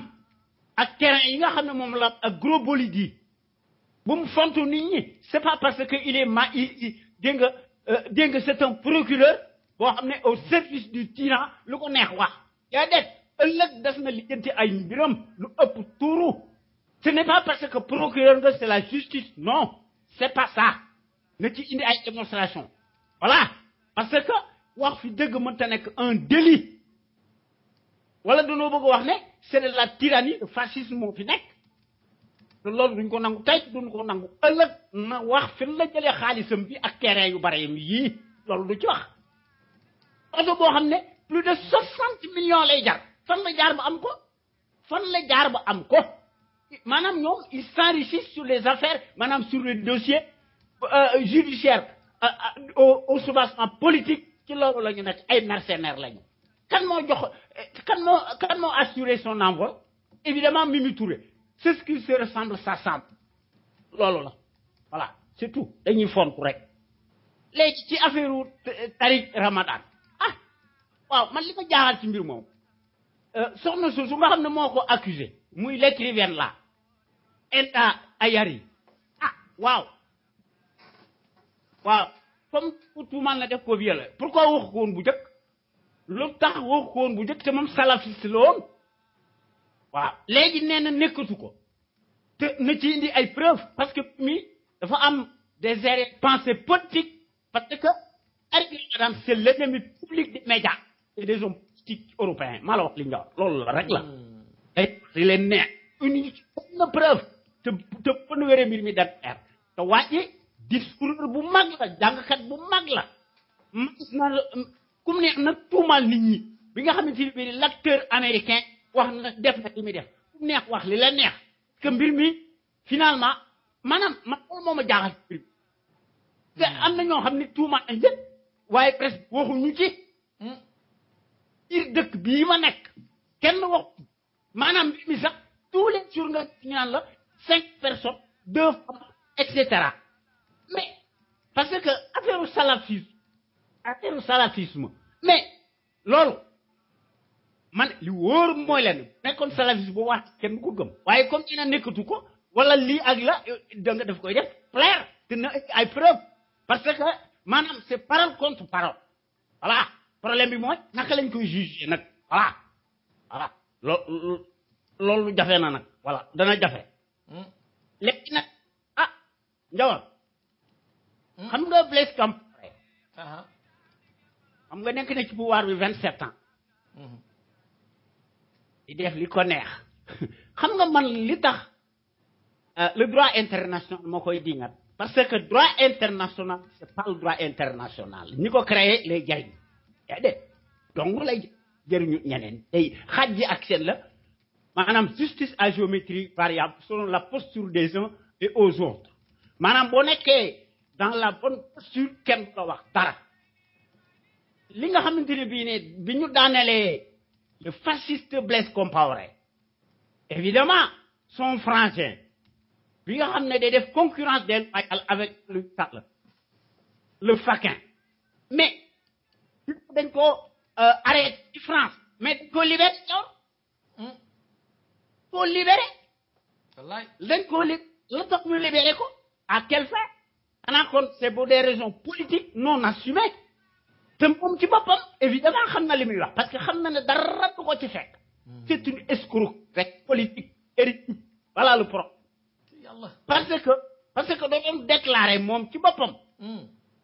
ci li muy ne daaneel nañu Blaise Compaoré moom it rawale ko kan moo rawale Blaise Compaoré c'est le gendarme colonial mu réfugié ci Côte d'Ivoire ay tyran boo xam ne il est venu dans les fourgonnettes étrangères François Compaoré moo doon déclaré ne moom ci boppam amul lu muy tiit ne craint rien ces choses faites maintenant ça veut dire que tout simplement l'impunité continue selon la posture maanaam ci Afrique et Arabie les coupables criminels africains se déclarent victimaires des leurs circulent librement loolu la ñuy def parce que am na lu nekk biir parce que évidemment la Côte d'Ivoire est libre pour sous à la déclaration mondiale de l'arbitraire et de la tyrannie à contrario les vraies victimes restent coupables waaw voilà donc à contrario les vraies victimes restent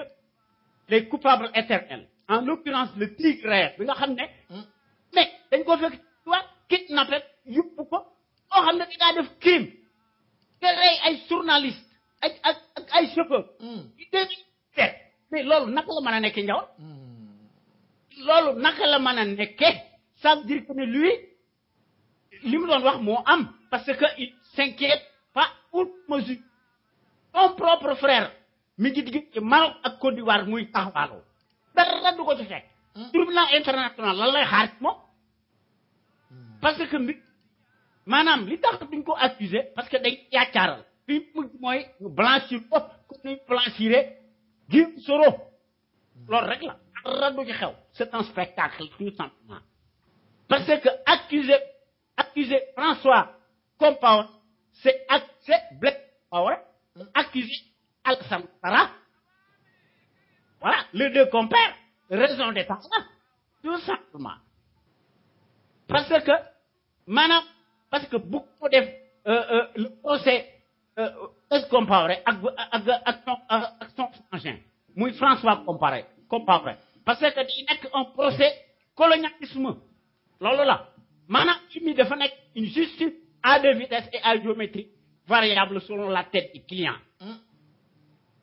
lan la pénal international xaar pour que sur directement is Compaoré ci ko loolu la mbir mi sax c'est insulte même contre la mémoire des victimes maanaam Zongo Norbert parce que Zongo Norbert da doon enquêté ci assassinat Blaise Thomas Sankara moo tax ñu taal ko ci benn oto depuis 98 alors que ci koo xam ne a ñëw ubbi wax depuis 87 kan ma làqatu ginnaaw qui était le parrain voilà le problème voilà ma jël mais juste pour me terminer ci affaire boobu waaw dañu ne déedéet jox ko liberté waaye du génn d'ici 2 mois mais loolu mooy waxi la parce que koo xam ne da ngaa def crime ñu ne yow la gisuma fenn ci àdduna bi ñu ne la def nga crime ñu arrêté la libéral déedéet dañuy def continuer di enquête parce que bëgg nga def maanaam bëgguñu nga am ay collaborateurs yoo xam ne ay combine parce que fii ci dëkk bi wala ci Sénégal boo bu ñu nee da ngaa ay nit te dañuy tëj ci kaso bi nga xam ne doo gisante kenn voilà kon léegi lu tax ñu koy defal ay faveur et pourquoi voilà. jërëjëf ma dem ci téléphone bi def naa Papis Fall mu ñuy woo salaamaaleykum waaw. maa ngi nuyu ñëpp si plateau bi. ñu ngi lay fay. waaye maa ngi profité nuyuwaale sa waay gëj naa ko dégg trop et en plus de ça voilà damay gëj si rajo bi parce que parfois du ma gis sax heure buy jàpp. parce que day bu ma nee Sénégal c'est compliqué bu ma nee Paris tamit c'est compliqué. man dama bëggoon a intervenir Amadou Diop bon développer na point yu bare c'est vrai que moom bu waxee c'est difficile après nga jaar parce que il le dit très bien et il maîtrise bien certains sujets. Mais man c'est juste par rapport à émission Jakaarlo sur le cas de Sonko et de Diopsi. Gis naa image yi dëgg naa wax bi et tout. Bon, d'abord, nous devons rappeler que la presse a le droit d'informer et que Nyom Diakalo, ils ont le droit aussi de discuter sur ces questions. Bon, le but de mon intervention, c'est de faire comprendre aux gens que lui, nous devons permettre d'avancer pour éclaircir les âmes. Bon, c'est vrai que Nyom approche Bougniere, c'est une approche de dénonciation et une approche aussi de l'Omaïwar de salir, de terminer l'image d'une personne. Et Sonko qui, jusqu'à présent, reste un modèle sur le plan administratif et sur le plan politique. Par contre, l'unique qu'on a fait, mon jaarul yoon. Légui, si domaine yoon bobu la bëgg ñëw, lu tax jaarul yoon? Parce que dans la République, je dis bien dans la République, parce que radio bi, radio dëgg la te radio la boo xam ne ñuy jàngal ay nit. Dans la République, tout ce qui n'est pas écrit n'a pas de valeur. Jawar. Pour nous la première année de droit sciences politiques. Contrairement à la monarchie, le fondement de la République, c'est l'écriture. Les lu bindul amul fondement. Donc, wax bi foofu la waroon a jeexee. Donc, Diopsi bu mu nekk moom wax na Sonko ñoom seen kaddu la ñu wax et que kadduwam moom kadduwam moo ëpp solo loo mënti gisee foofu la wax bi war a jeexee. Mais lu tax après wax bi am léegi foofu laa bëgg a ñëw la dimension politique parce que les APR la wala benn bokk yaakaar que les rakk yu sundoro loolu taxul may wax mais lu tax man may wax xam-xam moo tax may wax gis nga dañu toll benn moment boo xamante nit ñi bu ñu yaakaar ni que le Sénégal est en train de régresser non le Sénégal est en train d'utiliser une voie qui n'est pas la nôtre. Parce que Ndiawar damay rappeler loo xamante ne moom la ñu am en commun te ñun ñoo ko njëkkee c'est àdduna mooy xam-xam xam-xam bi fa lañ ko doon débattre sur la palabre Là, je parle des cadres de communication. On est parti sous l'arbre à palabre. De l'arbre à palabre, on a inventé la radio, même jusqu'à la télévision, baisser un support ou Fire, baisser un support Internet. Mais le premier cadre de communication, c'était l'arbre à palabre, l'espace public. Mais dans l'espace public, nous connaissons que nous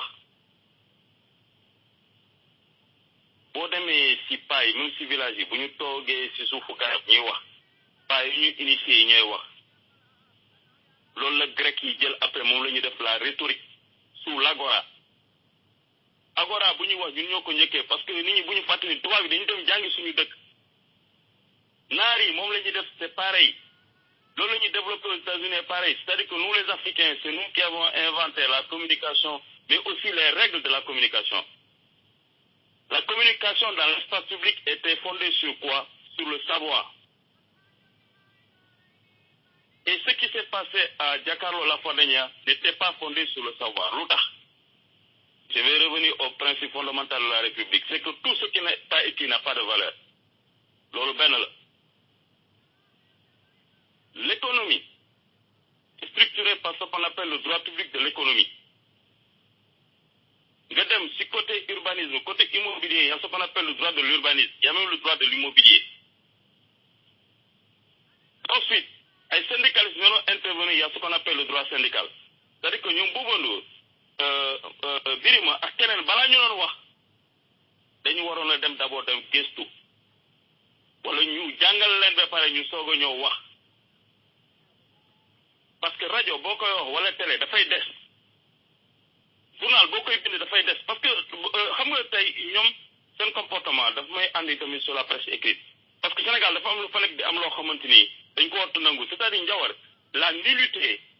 elle ne doit pas être une règle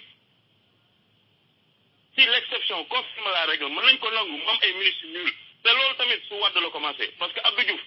nañu wax Senghor nañu wax la qualité des directeurs mu ñu gère direction ministère yi c'est différent d'aujourd'hui. On se retrouve avec des acteurs comme ça, et le plus grave, moi, c'est l'interprétation qu'il y a derrière. Sur Facebook, Sonko nous a déçus. Et que et c'est tout à fait normal parce que nous avons interprété un événement. Et évidemment, c'est lié aussi à leur ressources sociales. Parce que les deux grandes écoles qui sont opposées dans l'analyse sociologique, c'est l'école d'interprétation et l'école de la compréhension. Et l'école d'interprétation est la plus vieille parce que, comme le disait Bachelard, l'espionnage est vieux. Le raisonnement scientifique n'est pas encore ancré dans les mœurs au Sénégal parce que niveau d'études, mais qualité d'études, même universitaire, c'est une école de Guinée-Toubab. Donc, ce qui veut dire que Diopsi, bu mu waxee loolu dañu waroon arrêté te dafa mel affaire boo xamante ni tamit gars yi dañ ko waroon a soulever te foofu la ñu waroon a waxee mais mënoo signer bu dem di agir avec l'état fekk amul contrat Njawar loolu c'est impossible parce que dafa am état dafa am benn matière mu am benn domaine boo xamante ni sur le sukkandiku pour di liggéey xam nga mooy la finance publique. La finance publique, il y a des règles. Il y a au moins 4 acteurs au niveau de la finance publique qui intervenir par la Khalis Digen. Il y a le service technique, il y a le service informatique, il y a le secrétariat général. Parce que le ministère de l'économie et des finances, ça fait un secrétaire général. Et moi, je sais qu'il y a 5 personnes qui ont le conseil financier. Le conseiller financier, c'est un gars qui il ne fonctionne pas de décret, il ne dépend même pas du ministre. C'est-à-dire que vous travaillez à un niveau, par exemple, il y a un gros travail, vous avez vérifier si appel d'offres. Parce que déjà, affaire bi bon.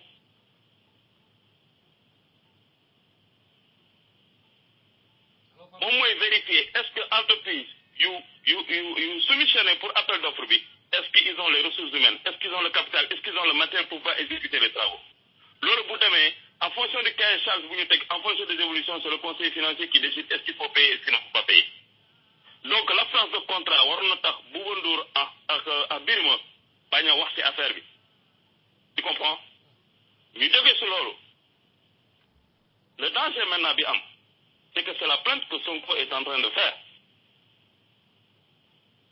Plainte boobu ñoom bu ñu gën ci dina métti ça je le dis parce qu'il y a des avocats qui vont intervenir. ils n'ont aucun moyen de pouvoir prouver qu'il y a un deal entre Sonko et Diop Sy dans cette affaire. Parce que c'est de l'oral, Jawad. Le fondement du droit, c'est la preuve. Ils n'ont aucune preuve, nous ne pouvons prouver là-dessus. Moi, je ne preuve, ça, je prouver, mais ils n'ont aucune preuve dans cette affaire-là. Et comment ils vont faire? Mais Papis. Oui. La nga yaakaar ne moo motivé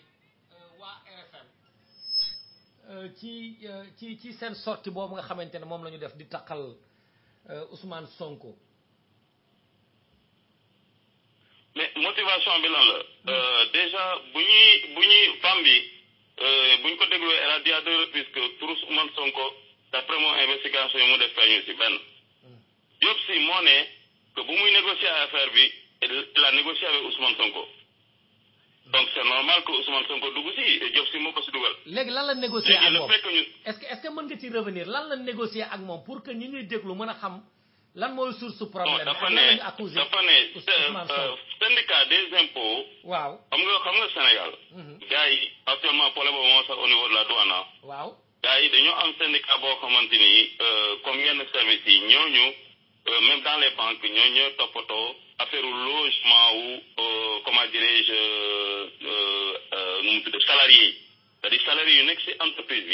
bi dañuy am benn fonds bu ñu yore boo xam ne moom la ñu di coupé pour gars yi mën a jënd ay terrain pour ñu mën a tabaxal seen bopp wala ñu jël benn société mu tabaxal leen.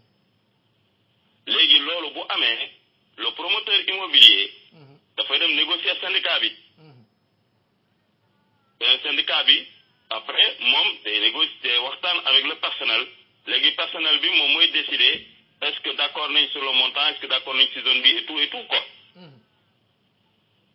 Mais dedans c'est clair que il peut y avoir de la corruption il peut y avoir des pots de vin parce que tout simplement le promoteur immobilier yenn promoteur yi pour ñu mën a gagner le marché yi il va falloir que ñu joxe ay pots de vin pour mu mën a jàll. kon ñoom dañoo corrompre Ousmane Sonko d'après li ñu ko accusé.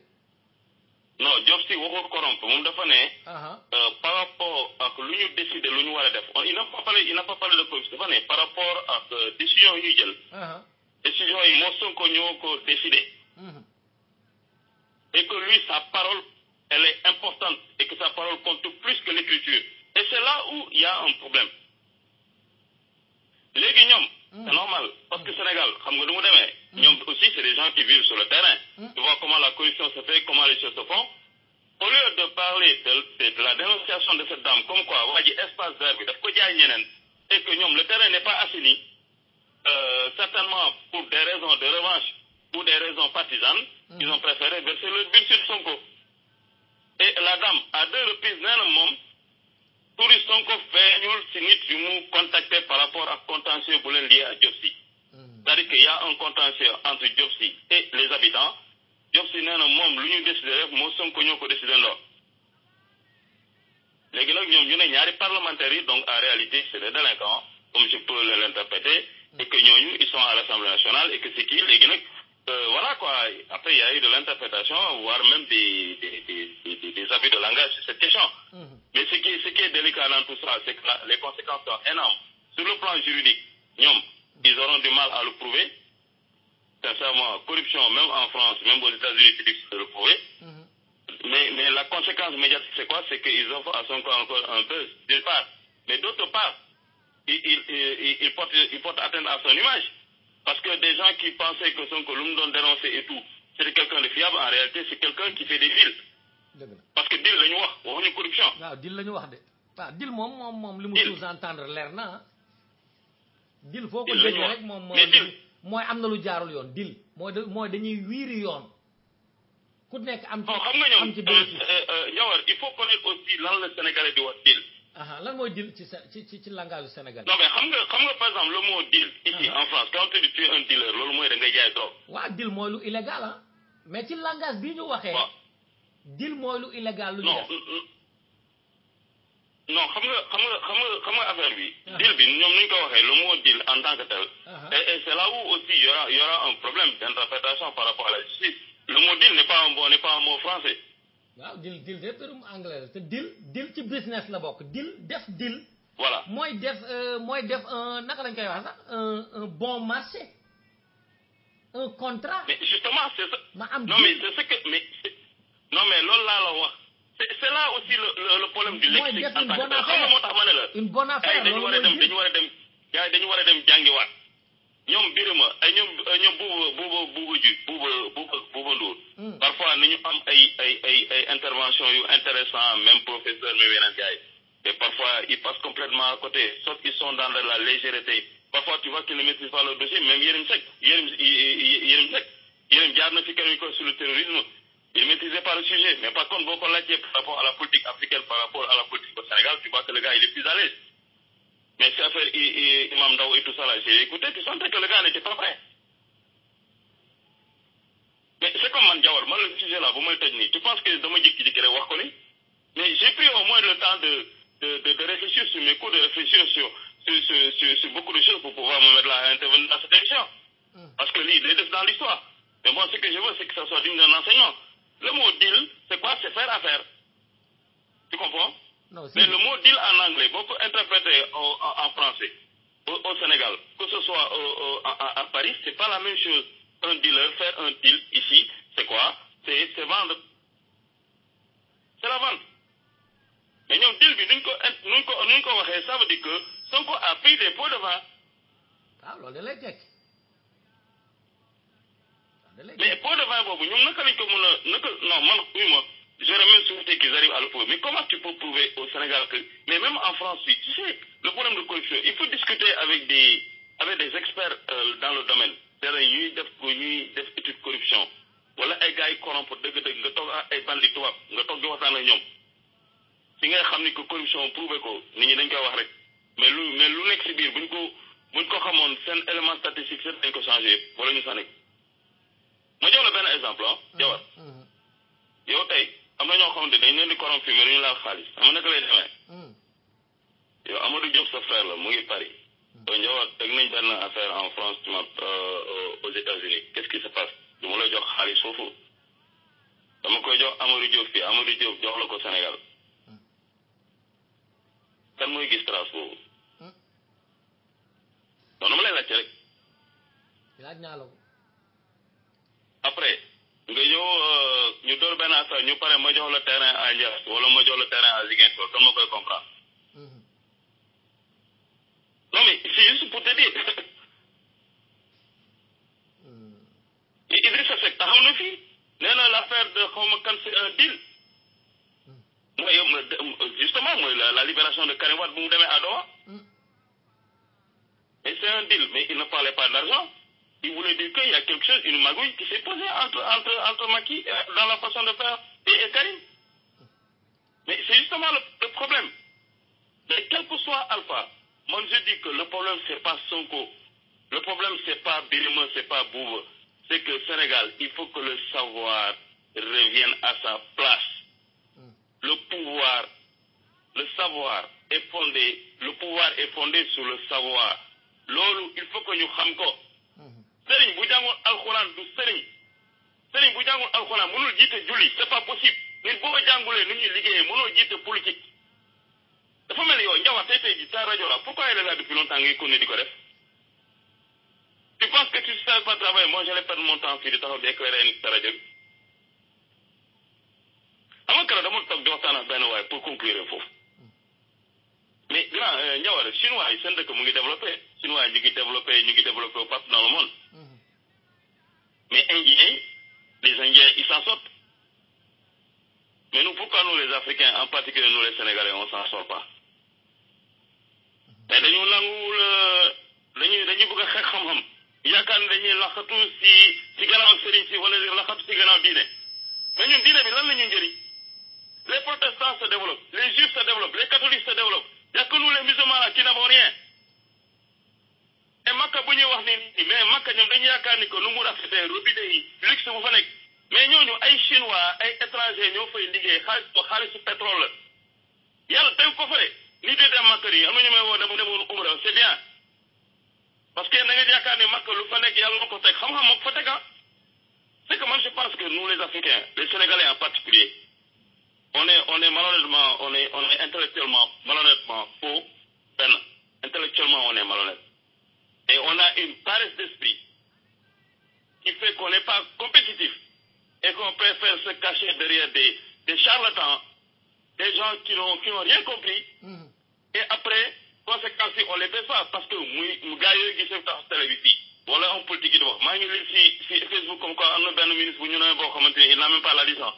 C'est-à-dire que waa ji il n'arrive même pas à bien parler français. Mais ñoom ñoo boo leen xoolee derrière la ay taalibe sëriñ lañ. statut yu bon yu nekk Sénégal yi boo taay sëriñ de la boo laalee Moustapha Niasse la nga parce que mu feebaree moom moo yóbboon à l'étranger. Mais tey le comportement de ces élus politiques PS, APR, PDS, même de l'opposition, tu penses que c'est digne d'un pays? Mais la régression sociale, la régression intellectuelle, voire même la déviance qu'il y a dans ce pays, ce n'est rien d'autre dû à un fait que les gens n'ont pas le bagage qu'il faut. Bon, Lamine Gueye, tu sais Lamine Gueye, qu'est-ce qu'il était en réalité? Lamine Gueye était un mathématicien et en même temps un avocat. Gadem Feki, nous tout de Mamadou Dia, un économiste. C'est un gars qui a édité sa licence, il est dirigé. Il faut qu'on soit sérieux, quoi. Et tant que le savoir ne revient pas dans ce pays, je finis par là, les dérives là, il y en aura toujours. Et puis voilà, le pays va continuer à virer complètement à 180 degrés. Mais les conséquences, nous on les subira. Jërëjëf Papis jërëjëf Papis Fall ci jàngale boobu lu am njëriñ la doon wax nag quand même moo tax ñu jël temps pour déglu ko mu développé ko ba mu jeex mais temps bi moo ñu jàpp xam naa beneen yoon bu duggee am chance dugaat après mu mën a yeggali li nga xamante ne moom la doon expliquer Issa Diakhaté da nga ci bëgg a yokk dara wala. waaw Ndiawar. waaw waaleykum salaam. maa leen di ziare maa ngi nuyu waa Fatou yëpp auditeurs auditrices yi ñuy déglu quoi. nga xam di Diop. Ndiawar man TFM seetaan naa ko quoi. mais pour man dil la quoi. parce que waa ji impôt la nekkoon. duñ ko wàccee. bu doon loolu am na. surtout encore lu mu wax ci waa assemblée. ils vont faire tout pour am tâche buñ koy takkal.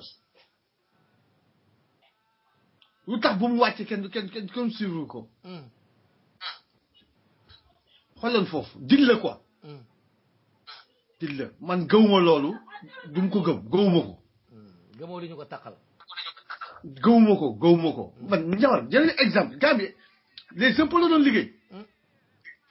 bu fekkee ne impôt la doon liggéey muy accuser assemblée lu muy wax lépp assemblée gars yi lu wax loolu amul finalement loolu am ñoom loolu am na.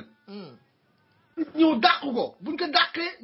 dàqee bu fekkee ne loolu am na dàq noonu ko mais Ndiawar man maa lay jëm dara am naa bunt dama il faut ma jëm la galgal sànni suñu kàmm. wallaay c'est vrai Ndiawar. lii exemple man gëwuma ko. deuxième question bi ma ñëw mooy affaire imam bi. ça fait 2 ans Ndiawar 2 ans. wallaay imam Ndaw. def naa bu ñu la wax terroriste nga. wallaay. balaa ñu lay jàpp tax même d'abord balaa ñu lay jàpp balaa ñu lay tëj. di lay d'abord du lay xool du lay convoqué xool la. teg la à côté en même temps ñu lay suivre ñu lay xool. wallaay. mais comment ça se fait di jàpp kenn woon fekk ñu arme fekk ñu dara si këram. ñu tëj ko jugé wuñu ko jusqu'à présent 2 ans. même moo ko bëggoon seeti mu noonu amul droit seeti ko. ban pays lañ nekk ban dëkk lañ nekk. wallaay. du yoon. Sénégal duñ dem tant que Macky Sall vraiment dictateur la. kii moom mooy pire président yàgg naa ko wax président yi fa jaar boo gënoon nit ñëpp moom dafa yaakaar ne deuxième mandat rek lay xalaat fu mu nekk. deuxième mandat donc te deuxième mandat dafa wax yàlla moo koy mayee. bu fekkee ne def na ko loo xam ne war na ko def liggéey na Sénégal gis nañ seen bët ñu fal ko bu fekkee ne rek deful loolu du ko fal yàlla dong moo xam. ma daaneel foofu ngeen jéggal ma quoi.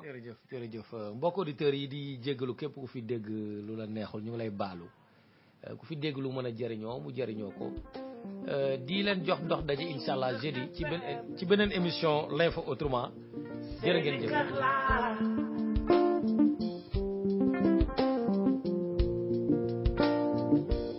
tax ba ñëpp di waxtaan ci Sénégal suñu réew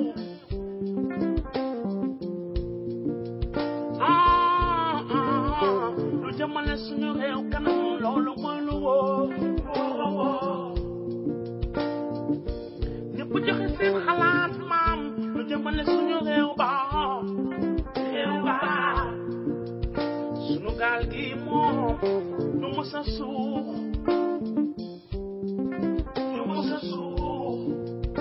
man di dégloo di sunu kër FM seeni kër laa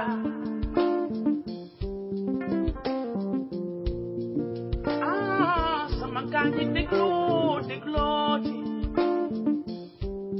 sunu kër FM sunu rajo laa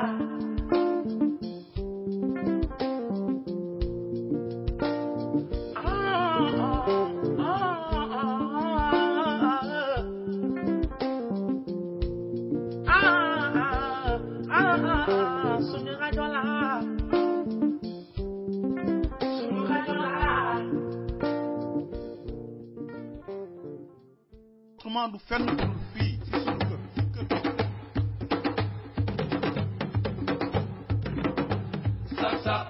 kon ngeen xam ne moom mosuma bañ a sóoraale ci lenn te jiituwuma fi ëppuma fi xam-xam donc loolu mu koy def ba yàlla def mu yóbbu ma def ma directeur général Petrosen